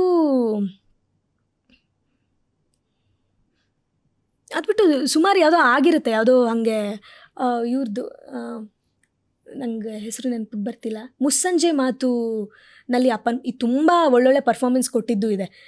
ಅವರು ಪ್ರತಿಭೆಗೆ ಇನ್ನೂ ಒಂದು ಅಷ್ಟು ಬೇರೆ ಬೇರೆ ಪಾತ್ರಗಳು ಬಂದರೆ ಚೆನ್ನಾಗಿ ಅನಿಸುತ್ತೆ ಅಂತ ನನಗೂ ಅನಿಸುತ್ತೆ. ಅಪ್ಪನಿಗೆನೇ ಬೆಳಿತೆರೆಗೆ ಮಾತ್ರ ಸೀಮಿತರಾಗಿರ್ತೀರಾ, ಇಲ್ಲ ಕಿರುತೆರೆಗೆ ಬರುವಂಥ ಆಸೆ ಕಾಣಿಸ್ಕೊಳ್ತೀರಾ ಹೇಗೆ? ಇಲ್ಲ, ಖಂಡಿತ ಅದು ಮಾಡಬಾರ್ದು ಅನ್ನೋದೆಲ್ಲ ಏನೂ ಇಲ್ಲ. ಏನಂತಂದರೆ ನಾನು ಥಿಯೇಟರ್ನಲ್ಲಿ ಹೆಚ್ಚು ತೊಡಗಿಸ್ಕೊಂಡಿರೋದ್ರಿಂದ, ಅಂದರೆ ಸೀರಿಯಲಿಗೆ ಬಂದರೆ ಏನಂದು ಇದ್ಬಿಟ್ಟಿದ್ರೆ ಕಂಪ್ಲೀಟ್ ಲೈಫ್ ಇನ್ವೆಸ್ಟ್ಮೆಂಟ್, ಅದಕ್ಕೆ ತುಂಬ ಹೆಚ್ಚು ಟೈಮ್ ಕೊಡಬೇಕಾಗತ್ತೆ ಅನ್ನೋದಿರುತ್ತೆ, ಅರ್ಧಂಬರ್ಧ ಮಾಡೋದಕ್ಕಾಗಲ್ಲ. ಹಾಗೆ ಪಾತ್ರ ತುಂಬ ಚೆನ್ನಾಗಿದೆ, ಎರಡನ್ನೂ ಕೂಡ ನಾನು ಬ್ಯಾಲೆನ್ಸ್ ಮಾಡಬಹುದು, ಥಿಯೇಟರ್ನೂ ಕೂಡ ಆ್ಯಂಡ್ ಸೀರಿಯಲ್ನೂ ಕೂಡ ಅನ್ನೋ ಥರ ಇದ್ದರೆ ವೈ ನಾಟ್, ಖಂಡಿತವಾಗ್ಲೂ ನಾನು ಮಾಡ್ತೀನಿ, ಏನು ತೊಂದರೆ ಇಲ್ಲ. ಸೊ ಅಪ್ಪ ಮಾಡಿದಂಥ ಚಿತ್ರದಲ್ಲಿ ನಿಮಗೆ ಮೋಸ್ಟ್ ಫೇವ್ರೆಟ್ ಚಿತ್ರ? ಅಪ್ಪಂದ ನನಗೆ ನಾಗಮಂಡಲ, ಅದು ಕನಸುಗಾರ, ಉಪ್ಪಿನ ಕಾಗದ, ಪಿ ಸುರೇಶ್ ಸರ್ದನೆ, ಅದರಲ್ಲೂ ತುಂಬ ಚೆನ್ನಾಗಿ ಮಾಡಿದ್ದಾರೆ. ಅಂದರೆ ಕಂಪ್ಲೀಟ್ಲಿ ಬೇರೆ ಶೇಡಿನ ಪಾತ್ರ, ಅವ್ರು ಎಷ್ಟು ನಗಿಸ್ತಾರೆ ಅನ್ನೋದಿದೆ, ತುಂಬ ಬೇರೆ ಶೇಡಿನ ಪಾತ್ರ. ಇತ್ತೀಚೆಗೆ ಒಂದು ಆಸೆ ಅಂತ ಒಂದು ಸೀರಿಯಲ್ ಮಾಡ್ತಾ ಇದ್ದಾರೆ, ಅದರಲ್ಲಿ ತುಂಬ ಒಳ್ಳೆ ಪ್ರತಿಕ್ರಿಯೆ ಸಿಕ್ಕಿದೆ. ಅಂದರೆ ಅವ್ರನ್ನ ಬರೀ ನಗಿಸ್ತಾರೆ, ಒಂದು ಕಾಮಿಡಿಯನ್ನಾಗೆ ನೋಡಿದ್ದವರು, ಇಲ್ಲ ಇವರು ಸೀರಿಯಸ್ ಪಾತ್ರಗಳನ್ನ ಇಷ್ಟು ಚೆನ್ನಾಗಿ ಮಾಡ್ತಾರೆ ಮಂಡ್ಯ ರಮೇಶ್ ಅವರು ಅಂತ ಯಾರಿಗೂ ಗೊತ್ತಿದ್ದಿಲ್ಲ. ಹಾಗಾಗಿ ಅಪ್ಪಂಗೆ ಆ ಥರದ ಪಾತ್ರಗಳನ್ನ ಕೊಟ್ಟರೆ ತುಂಬ ಚೆನ್ನಾಗಿ ಮಾಡ್ತಾರೆ ಅಂತ ಅನಿಸುತ್ತೆ. ಸೊ ಅಪ್ಪ ಎಲ್ಲ ಪಾತ್ರಗಳನ್ನು ತುಂಬ ಚೆನ್ನಾಗಿ ಮಾಡ್ತಾರೆ, ಅದನ್ನು ತೋರಿಸಿದ್ದಾರೆ ಕೂಡ, ಆ್ಯಂಡ್ ವೀಕ್ಷಕರು ಕೂಡ ಅದನ್ನು ಮೆಚ್ಚಿದ್ದಾರೆ. ಸೊ ಕೊನೆಯದಾಗಿ ನಮ್ಮ ಇಂಡಸ್ಟ್ರಿಯಲ್ಲಿ ಏನಾದರೂ ಒಂದು ನ್ಯೂನ್ಯತೆ ಇದೆ ಅಂತ ಅನಿಸೋದಾದರೆ ಯಾವುದು? ಒಂದು ನ್ಯೂನ್ಯತೆ ಬಗ್ಗೆ ಹೇಳೋಷ್ಟು, ಅಂದರೆ ಇಂಡಸ್ಟ್ರಿ ಬಗ್ಗೆ ನಂಗೆ ಗೊತ್ತಿಲ್ಲ ಆ್ಯಂಡ್ ಅಷ್ಟು ದೊಡ್ಡವಳು ಅಲ್ಲ. ಆದರೆ ನ್ಯೂನ್ಯತೆ ಅಂತ ಅನ್ನೋದಕ್ಕಿಂತ ಹಿಂಗಾದರೆ ಇದು ಚೆನ್ನಾಗಿ ಅನಿಸುತ್ತೆ ಅಂತ ಹೇಳ್ಬೋದು. ಅಂದರೆ ಅದೇ, ಅಂದರೆ ಈಗ ರಂಗಭೂಮಿ ಕಲಾವಿದರಿಗೆ ಹೆಚ್ಚು ಪ್ರಿಯಾರಿಟಿ ಕೊಟ್ಟರೆ, ಅಂದರೆ ರಂಗಭೂಮಿ ಕಲಾವಿದರು ಅನ್ನೋದಕ್ಕಿಂತ ಯಾರಿಗೊಂದು ಟ್ರೈನಿಂಗ್ ಸಿಕ್ಕಿರುತ್ತೆ ಅವರಿಗೆ ಹೆಚ್ಚು ಅವಕಾಶಗಳು ಕೊಡೋದಕ್ಕೂ, ರೀಲ್ಸ್ಗಳನ್ನ ನೋಡಿ ಹೆಚ್ಚು ಅವಕಾಶಗಳು ಕೊಡೋದಕ್ಕೂ ಅಂದರೆ ತುಂಬ ವ್ಯತ್ಯಾಸ ಇದೆ. ನೀವು ರಂಗಭೂಮಿ ಕಲಾವಿದರಿಗೆ ಹೆಚ್ಚು ಅವಕಾಶ ಕೊಡ್ತೀರಾ ಅಂತ ಹೇಳಿದ್ರು ಅದಕ್ಕೆ ತಕ್ಕನಂಥ ಒಂದು ರೆಮ್ಯುನರೇಷನ್ನ ಇಡಬೇಕಾಗಿರೋದು. ಅದು ಯಾರೇ ಕೆಲಸಗಾರರಾಗಲಿ ಅಥವಾ ರಂಗಭೂಮಿ ಆಗಲಿ ಅಥವಾ ಅವರು ಒಂದಷ್ಟು ಸಿನಿಮಾ ಟ್ರೈನಿಂಗೇ ಕಲ್ತ್ಕೊಂಡು ಬಂದಿದ್ರು, ಕೆಲಸ ಚೆನ್ನಾಗಿ ಮಾಡಿಸ್ಕೊಂಡು ಅದಕ್ಕೆ ತಕ್ಕಂಥ ರೆಮ್ಯುನರೇಷನ್ ಕೊಡದೇ ಇರೋದಾಗಬಹುದು. ಹಾಗೆ ಮಾಡ್ಬೋದು. ಎಲ್ಲ ಟೆಕ್ನಿಷಿಯನ್ಸ್ಗೂ ಕೂಡ ಅದರದ್ದಾದ ಒಂದು ಇನ್ನಷ್ಟು ಒಳ್ಳೆ ಬೆಲೆ ಸಿಕ್ಕಿದ್ರೆ ಚೆನ್ನಾಗಿರ್ಬೋದು. ನಾನು ಕೇಳಿ ಒಂದಷ್ಟು ನೋಡಿ ತಿಳ್ಕೊಂಡಿದ್ರಿಂದ ಇಷ್ಟೇ ಹೇಳಬಹುದು ಅಷ್ಟೇ. ಸೊ ಸೋಷಿಯಲ್ ಮೀಡಿಯಾ ಪ್ಲ್ಯಾಟ್ಫಾರ್ಮ್ ಈಗ ಹೈಪಲ್ಲಿದೆ. ಸೊ ಸೋಷಿಯಲ್ ಮೀಡಿಯಾ ಪ್ಲ್ಯಾಟ್ಫಾರ್ಮಲ್ಲಿ ನಿಮಗೆ ಸಿಕ್ಕಾಪಟ್ಟೆ ಜನ ಜಾಸ್ತಿ ಸಬ್ಸ್ಕ್ರೈಬರ್ಸ್ ಇದ್ದಾರೆ, ಫಾಲೋವರ್ಸ್ ಇದ್ದಾರೆ ಅಂತ ಅಂದ ತಕ್ಷಣ ನಾಳೆ ದಿನ ನೋಡಿದ್ರೆ ಕಟ್ ಮಾಡಿದ್ರೆ ಅವ್ರು ಹೀರೋಯಿನ್ ಆಗಿರ್ತಾರೆ, ಇಲ್ಲಾಂದರೆ ಸ್ಮಾಲ್ ಸ್ಕ್ರೀನ್ ಒಂದು ಸೀರಿಯಲ್ನಲ್ಲಿ ಮಿಂಚ್ತಾ ಇರ್ತಾರೆ. ಸೊ ಇದ್ರ ಬಗ್ಗೆ ನಿಮ್ಮ ಒಪಿನಿಯನ್? ಇದು ಅದೇ ಹೇಗೆ ವರ್ಕ್ ಆಗ್ತಿದೆ ಅಂತ ನನಗೂ ಗೊತ್ತಿಲ್ಲ. ಇದರಿಂದ ಸುಮಾರಷ್ಟು ಅವಕಾಶ ವಂಚಿತರು ಇದ್ದಾರೆ. ಇವಾಗ ನಮಗಾದರೆ ಥಿಯೇಟ್ರನ್ನ ನಾವು ಸೀರಿಯಸ್ ಆಗಿ ತೊಗೊಂಡಿರೋದ್ರಿಂದ ನಾವು ಆ ಕೆಲಸ ಮಾಡ್ಕೊಂಡು ಹೋಗ್ತಿದ್ವಿ. ಬಟ್ ನಮ್ಮನ್ನ ಬಿಟ್ಟು ಇಂಡಸ್ಟ್ರಿಗೆ ಕಾಲಿಡಬೇಕು ಅಂತ ಥಿಯೇಟ್ರ್ನಲ್ಲಿ ಕೆಲಸ ಮಾಡೋದು ಒಂದಷ್ಟು ಜನ ಕೆಲಸಗಾರರಿದ್ದಾರೆ. ಅವ್ರಿಗೆಲ್ಲ ಒಂದಷ್ಟು ತೊಂದರೆ ತಾಪತ್ರೆಗಳಾಗಿದೆ ಈ ರೀಲ್ಸ್ಗಳಿಂದ. ತುಂಬ ಚೆನ್ನಾಗಿ ಬಳಸ್ಕೊಂಡ್ರೆ ಖಂಡಿತವಾಗ್ಲೂ ಒಂದು ಒಳ್ಳೆ ಪ್ಲ್ಯಾಟ್ಫಾರ್ಮೇನೆ, ಅದ್ರ ಬಗ್ಗೆ ಎರಡು ಮಾತಿಲ್ಲ. ಆದರೆ ಏನಿವಾಗ ಅವಕಾಶ ಕೊಡ್ತಿದ್ದಾರೆ ಅದನ್ನು ಕಂಪ್ಲೀಟ್ಲಿ ಓನ್ಲಿ ದಟ್ ಬೇಸ್ಡ್ ಆಗಿ ನೋಡಿಬಿಟ್ರೆ ತುಂಬ ಬಯಾಸ್ಡ್ ಅಂತಲೇ ಅನಿಸುತ್ತೆ ಅಂತ ನಂಗೆ ಅನಿಸುತ್ತೆ. ಅದೇ ಫಾಲೋವರ್ಸ್ನ ಇಟ್ಕೊಂಡು ಪಾತ್ರಗಳಿಗೆ ಸೆಲೆಕ್ಟ್ ಮಾಡೋದಿದೆಯಲ್ಲ, ಇದು ಖಂಡಿತವಾಗ್ಲೂ ಸರಿ ಅನಿಸಲ್ಲ. ಅವ್ರು ಆ ರೀತಿ ಬಿಟ್ಟು, ಇಲ್ಲ ಅವ್ರಿಗೆ ಫಾಲೋವರ್ಸ್ ಇಲ್ಲ ಬಟ್ ಹೊಸ ಪ್ರತಿಭೆನ ತೊಗೊಂಡು ನಾನು ಇನ್ನೊಂದು ರೀತಿಲಿ ಇವ್ರನ್ನ ಡೆವಲಪ್ ಮಾಡ್ತೀನಿ, ಯಾಕಂದ್ರೆ ಇವ್ರು ಕಲ್ತವರು, ಟ್ರೈನಿಂಗ್ ಪಡ್ಕೊಂಡವ್ರು, ನನಗೇನೆ ಇನ್ವೆಸ್ಟ್ಮೆಂಟ್, ನನ್ನ ಎನರ್ಜಿ ಇನ್ವೆಸ್ಟ್ಮೆಂಟ್ ಇವ್ರ ಮೇಲೆ ಕಡಿಮೆ ಆಗುತ್ತೆ ಅಂತ. ಸುಮಾರಷ್ಟು ಜನ ರೀಲ್ಸ್ಗಳಲ್ಲಿ ಏನಾಗ್ಬಿಡುತ್ತೆ, ಆ ಹಾಡೋ ಅಥವಾ ಮಾತಿಗೆ ಡಬ್ ಮಾಡೋದ್ರಿಂದ ಕನ್ನಡ ಸ್ಪಷ್ಟವಾಗಿ ಹೊರಡ್ತಿರಲ್ಲ ಅವ್ರಿಗೆ. ಆದರೆ ಇವಾಗ ಥಿಯೇಟ್ರ್ನಲ್ಲಿ ಕೆಲಸ ಮಾಡೋದ್ರಿಂದ ಅಥವಾ ಯಾವುದೇ ಒಂದು ಟ್ರೈನಿಂಗ್ ಅನ್ನೋದನ್ನ ತೊಗೊಂಡಿರೋದ್ರಿಂದ ಅವರಿಗೆ ಹೆಚ್ಚು ಎಫರ್ಟ್ ಹಾಕಬೇಕಾಗಿದ್ದಿಲ್ಲ. ಅಫ್ಕೋರ್ಸ್ ನಿನ್ಗೆ ಮೆಲೋ ಡೌನ್ ಮಾಡ್ಕೋಬೇಕು ಅಥವಾ ಸೆಟಲ್ ಮಾಡಬೇಕು ಅಥವಾ ಜಾಸ್ತಿ ಮಾಡಬೇಕು, ಏನಿದ್ರು ಹೇಳಿದಾಗ ತೊಗೊಳ್ಳೋ ಒಂದು ಕೆಪಾಸಿಟಿ ಅವ್ರು ಬೆಳೆಸ್ಕೊಂಡಿರ್ತಾರೆ, ನಾಟಕಗಳು ಮಾಡಿ ಪರ್ಫಾರ್ಮೆನ್ಸ್ಗಳು ಕೊಟ್ಟು. ಹಾಗಾಗಿ ಈ ಥರದವ್ರನ್ನ ಹೆಚ್ಚು ಆಯ್ಕೆ ಮಾಡೋದ್ರಿಂದ ಅವರಿಗೆ ಆ್ಯಕ್ಚುಲಿ ಒಂದು ಬೆನಿಫಿಟ್ ಅಂತ ನನಗನ್ಸುತ್ತೆ. ಇಲ್ದಿದ್ರೆ ಏನು ಜಸ್ಟ್ ಲಿಪ್ ಮೂಮೆಂಟ್ ಆ ಥರ ಮಾಡಿಕೊಂಡು ರೀಲ್ಸ್ ಮಾಡಿ ಡ್ಯಾನ್ಸ್ ಮಾಡಿದವ್ರನ್ನ ಹೆಚ್ಚೆಚ್ಚು ಸೆಲೆಕ್ಟ್ ಮಾಡೋದು ಏನಾಗ್ಬಿಡುತ್ತೆ, ತುಂಬ ಸಸ್ಟೈನ್ ಆಗುತ್ತೆ ಅದು ಅಂತ ನನಗನ್ಸಲ್ಲ. ಅಫ್ಕೋರ್ಸ್ ಅದರಲ್ಲಿ ಮಾಡಿದವರು ಸುಮಾರಷ್ಟು ಜನ ಸ್ಟಾರ್ಸು ಆಗಿದ್ದಾರೆ, ಅವ್ರಿಗೆ ನನ್ನ ಬೆಸ್ಟ್ ವಿಶಸ್ಸು. ಆದರೆ ಈ ಥರದವ್ರನ್ನ ಹೆಚ್ಚು ಪ್ರಮೋಟ್ ಮಾಡೋದ್ರಿಂದ ಒಂದು ಇಂಡಸ್ಟ್ರಿಗೂ ಅಥವಾ ಕಲೆಗೂ ಹೆಚ್ಚು ವ್ಯಾಲ್ಯೂಯಬಲ್ ಅಂತ ಅನಿಸುತ್ತೆ ಅಂತ ನನಗೆ ಒಪಿನಿಯನ್. ಸೊ ಮುಂದಿನ ದಿನಗಳಲ್ಲಿ ದಿಶಾ ಅವ್ರನ್ನ ಯಾವ ರೀತಿಯಾಗಿ ಜನ ನೋಡ್ತಾರೆ, ಏನಿದೆ ನಿಮ್ಮ ಫ್ಯೂಚರ್ ಪ್ಲಾನ್ಸ್? ಏನಿಲ್ಲ, ಅದು ರಂಗಭೂಮಿನಲ್ಲೇ ಆಗಲಿ ಅಥವಾ ಸಿನಿಮಾನಲ್ಲೇ ಆಗಲಿ ಅಥವಾ ಯಾವುದೇ ಕಲೆಗೆ ಸಂಬಂಧಪಟ್ಟ ಕ್ಷೇತ್ರಗಳಲ್ಲಿ ಹೆಚ್ಚೆಚ್ಚು ಕೆಲಸಗಳನ್ನ ಮಾಡಬೇಕು, ಇನ್ನು ಬೇರೆ ಬೇರೆ ರೀತಿಯ ಕೆಲಸಗಳನ್ನ ಮಾಡಬೇಕು, ಕಾಣಿಸ್ಕೋಬೇಕು, ಒಳ್ಳೊಳ್ಳೆ ಪಾತ್ರಗಳನ್ನ ಮಾಡಬೇಕಂದ್ರೆ ಒಳ್ಳೊಳ್ಳೆ ಪಾತ್ರಗಳು ಇನ್ ದ ಸೆನ್ಸ್ ಏನು. ಬಟ್ ಅಂದರೆ ಹೀರೋಯಿನ್ ಮೆಟೀರಿಯಲ್ ಆಗಿ ಹೀರೋಯಿನ್ ಮಾಡೋದಕ್ಕೆ ನಾನು ಸೀಮಿತವಾಗಿರ್ತೀನಿ ಆ ಥರದ್ದೇನಿಲ್ಲ. ಪಾತ್ರ ಹೇಗೆ ಡಿಮ್ಯಾಂಡ್ ಮಾಡುತ್ತೋ, ಒಳ್ಳೆ ವೇಟೇಜ್ ಇರೋ ಪಾತ್ರ ಸಿಕ್ಕಿದ್ರೆ ನಾನು ಖಂಡಿತ ಆ ಪಾತ್ರಕ್ಕೆ ಒಂದು ಬೆಲೆ ಇದೆ, ಅಂದರೆ ವೇಟೇಜ್ ಇದೆ, ಅದಕ್ಕೊಂದು ಸ್ಕೋಪ್ ಇದೆ, ಅದರಲ್ಲಿ ಒಂದು ಗ್ರಾಫ್ ಇದೆ, ಅಂದರೆ ಹೆಂಗಿತ್ತು ಹಾಗೆ ಒಂದು ಗ್ರಾಫ್ ಇದೆ ಅನ್ನೋದಾದರೆ ಯಾರಿಗಾದರೂ ಅಟ್ರಾಕ್ಟ್ ಮಾಡೇ ಮಾಡುತ್ತೆ. ಅದಕ್ಕೆ ಹೀರೋಯಿನ್ ಆಗಬೇಕು ಅನ್ನೋದೇನಿಲ್ಲ. ಸುಮಾರಷ್ಟು ಪಾತ್ರಗಳಿಗೆ ಹೀರೋಯಿನ್ ಅಲ್ಲದೆ ಅದ್ರ ಪಕ್ಕದ ಪಾತ್ರಗಳೇ ಗೆದ್ಕೊಂಡಿದ್ದಿದೆ. ಸೊ ಹಾಗಾಗಿ ನನಗೆ ನಾನೇ ಕಾಂಪಿಟೇಟಿವ್ ಆಗಿ ಕೆಲಸ ಮಾಡ್ಕೋಬೇಕಂತಲೇ ಯೋಚಿಸ್ಬೇಕು ಪ್ರತಿಯೊಬ್ಬರು ಅಂತ ಅನಿಸುತ್ತೆ. ಯಾಕೆ ನಾನು ಹಾಗೆ ವರ್ಕ್ ಮಾಡ್ಕೊಳ್ಳೋಕೆ ಇಷ್ಟಪಡ್ತೀನಿ. ಅದೇ ಒಂಥರ ಜೀವಂತ ಇಡುತ್ತೆ. ಇಲ್ದಿದ್ರೆ ತೀರಾ ಕಾಂಪಿಟೇಟಿವ್ ಒಬ್ಬರು ಇಬ್ಬರನ್ನ ಇಟ್ಕೊಂಡು ನಾನು ಅವ್ರನ್ನ ಸವಾಲಾಗಿ ತೊಗೊಂಡು ನಾನು ನೆಕ್ಸ್ಟ್ ಅವ್ರನ್ನ ಕಾಂಪೀಟ್ ಮಾಡ್ತೀನಿ ಅಥವಾ ಇವ್ರನ್ನ ಇಟ್ಕೋತೀನಿ, ಈ ಪ್ರೊಡಕ್ಷನ್ ಹೌಸ್ನ ಇಟ್ಕೋತೀನಿ ಅಥವಾ ಈ ಟೀಮ್ನ ಇಟ್ಕೋತೀನಿ ಅನ್ನೋದು ಬಿಟ್ಟು, ಇಲ್ಲ ನನಗೆ ನಾನು ಹೇಗೆ ವರ್ಕ್ ಮಾಡ್ಕೋಬೇಕು ಅನ್ನೋದೇ ಯೋಚಿಸ್ಕೋಬೇಕು ಅಂತ ಅನಿಸುತ್ತೆ. ಸೊ ಮುಂದಿನ ದಿನಗಳಲ್ಲಿ ನಿರ್ದೇಶಕಿ ದಿಶಾ, ನಿರ್ಮಾಪಕಿ ದಿಶಾ, ನಿರ್ಮಾಪಕಿ ಅಂತೂ, ಮ್ಯೂಸಿಕ್ ಡೈರೆಕ್ಟರ್ ದಿಶಾ, ಅದು ಸಿಂಗರ್ ದಿಶಾ, ಯಾರು ಇದಿಷ್ಟರಲ್ಲಿ ಈ ನಿರ್ಮಾಪಕಿಗಂತೂ ನೀವು ತರಲೇಬೇಡಿ. ಆದರೆ ಇನ್ನು ಉಳಿದಿದ್ದೆಲ್ಲ ಗೊತ್ತಿಲ್ಲ, ನಾನು ಏನು ಹೇಳೋದಕ್ಕೂ ನಂಗೆ ಗೊತ್ತಾಗಲ್ಲ. ಅಂದರೆ ಸಿನಿಮಾ ನಿರ್ದೇಶನ ಅಥವಾ ಸಿನಿಮಾ ಮ್ಯೂಸಿಕ್ ಡೈರೆಕ್ಷನ್ ಅದೆಲ್ಲ ಕಂಪ್ಲೀಟ್ಲಿ ತುಂಬ ಹೊಸ್ತೇನೆ. ಬಟ್ ರಂಗಭೂಮಿ ಮಟ್ಟಿಗೆ ನಿರ್ದೇಶನ ಆಗಲಿ ಅಥವಾ ಏನೇನು ಡಿಸೈನ್ ಇಟ್ಕೊಂಡು ಏನು ಮಾಡಬೇಕು ಅದು ನಮ್ಮ ಕೆಲಸದಲ್ಲೇ ಇದೆ. ಅಂದರೆ ನಾವು ಮಾಡಲೇಬೇಕಿರುತ್ತೆ ಅದು. ಅದನ್ನು ನೋಡೋಣ ಇನ್ನು ಯಾವ ರೀತಿಲಿ ಮಾಡ್ಬೋದು ಅಂತ. ಆಲ್ ದ ವೆರಿ ಬೆಸ್ಟ್ ನಿಮ್ಮ ಫ್ಯೂಚರ್ಗೆ, ಚಿತ್ರಕ್ಕೂ ಕೂಡ. Thank you so much. So ಒಳ್ಳೆ ಯಶಸ್ಸು ಕಾಣಲಿ. ಆ್ಯಂಡ್ ಭಾಳ ಖುಷಿ ಆಯಿತು, ಕನ್ನಡದಲ್ಲಿ ತುಂಬ ಕನ್ನಡನ ತುಂಬ ಚೆನ್ನಾಗಿ ಮಾತಾಡೋರು ಆ್ಯಂಡ್ ತುಂಬ ಮುದ್ದಾಗಿರೋರು ನಮ್ಮ ಸ್ಯಾಂಡ್ಲ್ವುಡ್ಗೆ ಎಂಟ್ರಿ ಕೊಡ್ತಿದ್ದಾರೆ. ಸೊ ಬಹಳಷ್ಟು ಆಪರ್ಚುನಿಟಿ ನಿಮಗೆ ಸಿಗಲಿ ಅನ್ನೋದು means a lot. Thank you so much. ನಾಳೆ ಅದೇ ಮೇ 16ನೇ ತಾರೀಕು ದಿ ಸಿನಿಮಾ ರಿಲೀಸ್ ಆಗ್ತಿದೆ. ವಿನಯ್ ಅವರು ನಿರ್ದೇಶನದಲ್ಲಿ, ಭರತ್ ಅವರು DOP ಆಗಿದ್ದಾರೆ, ಹಾಗೆ ಸ್ಟೀವನ್ ಸತೀಶ್ ಅವರು ಮ್ಯೂಸಿಕ್ ಮಾಡಿದ್ದಾರೆ. ವಿನಯ್ ಅವರೇ ನಾಯಕ ನಟನಾಗಿ ಅಭಿನಯಿಸಿದ್ದಾರೆ. ತುಂಬ ಒಳ್ಳೆ ಅಭಿರುಚಿ ಇಟ್ಕೊಂಡು ಮಾಡಿದಂಥ ಒಂದು ಸಿನಿಮಾ ಇದು. ಇಡೀ ಸಿನಿಮಾ ಒಂದು 80 to 85% ಕಾಡಿನಲ್ಲೇ ನಡೆಯುತ್ತೆ. ಕಾಡಿನಲ್ಲಿ ಆಗೋ ಒಂದು ಅವಘಡ, ಒಂದು ಹುಡುಕಾಟ, ಆ ನಾಯಕ ನಟಿ ಹೇಗೆ ಅದರಿಂದ ಒತ್ತಡಕ್ಕೆ ಒಳಗಾಗ್ತಾರೆ, ಏನೇನು ಅನುಭವಿಸ್ತಾರೆ ಅಂತನ್ನೋದು ಇಡೀ ಸಿನಿಮಾ ಫುಲ್ ರನ್ ಆಗುತ್ತೆ. ಯಾರೇ ಕೂಡ ಈ ಸಿನಿಮಾ ನೋಡ್ಬೋದು, ಒಂದು ಯಾವುದೇ ವರ್ಗದವರು, ಇವ್ರಿಗೆ ಅಂತ ಸೀಮಿತ ಅಲ್ಲ, ಯಾರು ಮಕ್ಕಳು ಕೂಡ ನೋಡಿದ್ರೂ ಸಿನಿಮಾನ ತುಂಬ ಖುಷಿ ಪಡ್ತಾರೆ, ಎಂಜಾಯ್ ಮಾಡ್ತಾರೆ. ಅವ್ರಿಗೆ ನೋಡೋಕ್ಕೆ ಸಿಗೋಕ್ಕಾಗೋಂಥ ಆನೆ, ಕರಡಿ, ಹಾವು, ಎಲ್ಲ ಥರದ ಆಲ್ಮೋಸ್ಟ್ ಎಲ್ಲ ಪ್ರಾಣಿಗಳನ್ನೂ ಕೂಡ ತುಂಬ ರಿಯಲ್ ಆಗಿ ಕಾಣಿಸೋ ಥರ CG ಮಾಡಿದ್ದಾರೆ, CG ವರ್ಕ್ಸ್ ಆಗಿದೆ. ಇದೆಲ್ಲ ನೋಡೋದಕ್ಕೆ ಸಿಗುತ್ತೆ. ಬಿಗ್ ಸ್ಕ್ರೀನ್ನಲ್ಲಿ ಆಮೇಲೆ ಓ ಟಿ ಟಿನಲ್ಲಿ ಆದಾಗ ಇದು ನೋಡೋದಕ್ಕೂ ಬಿಗ್ ಸ್ಕ್ರೀನಲ್ಲಿ ಇದು ನೋಡೋದಕ್ಕೂ ತುಂಬ ವ್ಯತ್ಯಾಸ ಇದೆ. ಸೊ ಬಿಗ್ ಸ್ಕ್ರೀನಲ್ಲಿ ಇರುವಾಗಲೇ ದಿ ಸಿನಿಮಾನ ನೋಡಿ ಎಲ್ಲರ ಒಂದು ಪ್ರೋತ್ಸಾಹ ಬೇಕು ನಮ್ಮ ದಿ ತಂಡಕ್ಕೆ, ಹೊಸ ಟೀಮ್ಗೆ ಅಂತ ಕೇಳ್ಕೊತೀನಿ. That's nice. 100% ಪ್ರೇಕ್ಷಕರು ಪ್ರೋತ್ಸಾಹ ನೀಡೇ ನೀಡ್ತಾರೆ. ಆ್ಯಂಡ್ ನೀವು ಕೂಡ ಒಳ್ಳೊಳ್ಳೆ ಕೆಲಸಗಳನ್ನ ಮಾಡಿ ನಮ್ಮ ಕನ್ನಡ ಇಂಡಸ್ಟ್ರಿನ ಇನ್ನಷ್ಟು ಬೆಳೆಸಿ ಅಂತ ಕೇಳ್ತಾ ಇವತ್ತಿನ ಕಾರ್ಯಕ್ರಮನ ಮುಗಿಸ್ಬಿಡ್ತೀನಿ. Means a lot. Thank you so much guarantee ನ್ಯೂಸ್ಗೆ, ಹಾಗೆ ನಿಮಗೆ ಆದರ್ಶಿನಿ ಅವರ ಸಖತ್ ಪ್ರೀತಿಯಿಂದ ಮಾತಾಡ್ಸಿದ್ರಿ, Thank you. ಒಳ್ಳೊಳ್ಳೆ ಕ್ವೆಶನ್ಸ್ ಕೇಳಿದ್ರಿ. Thank you so much, means a lot. Thank you so much for being with us.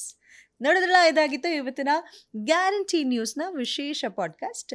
ಬಹಳಷ್ಟು ಸುದ್ದಿಗಳಿಗಾಗಿ ನೋಡ್ತಾ ಇರಿ ಗ್ಯಾರಂಟಿ ನ್ಯೂಸ್. ಸುದ್ದಿ ಖಚಿತ, ನ್ಯಾಯ ನಿಶ್ಚಿತ.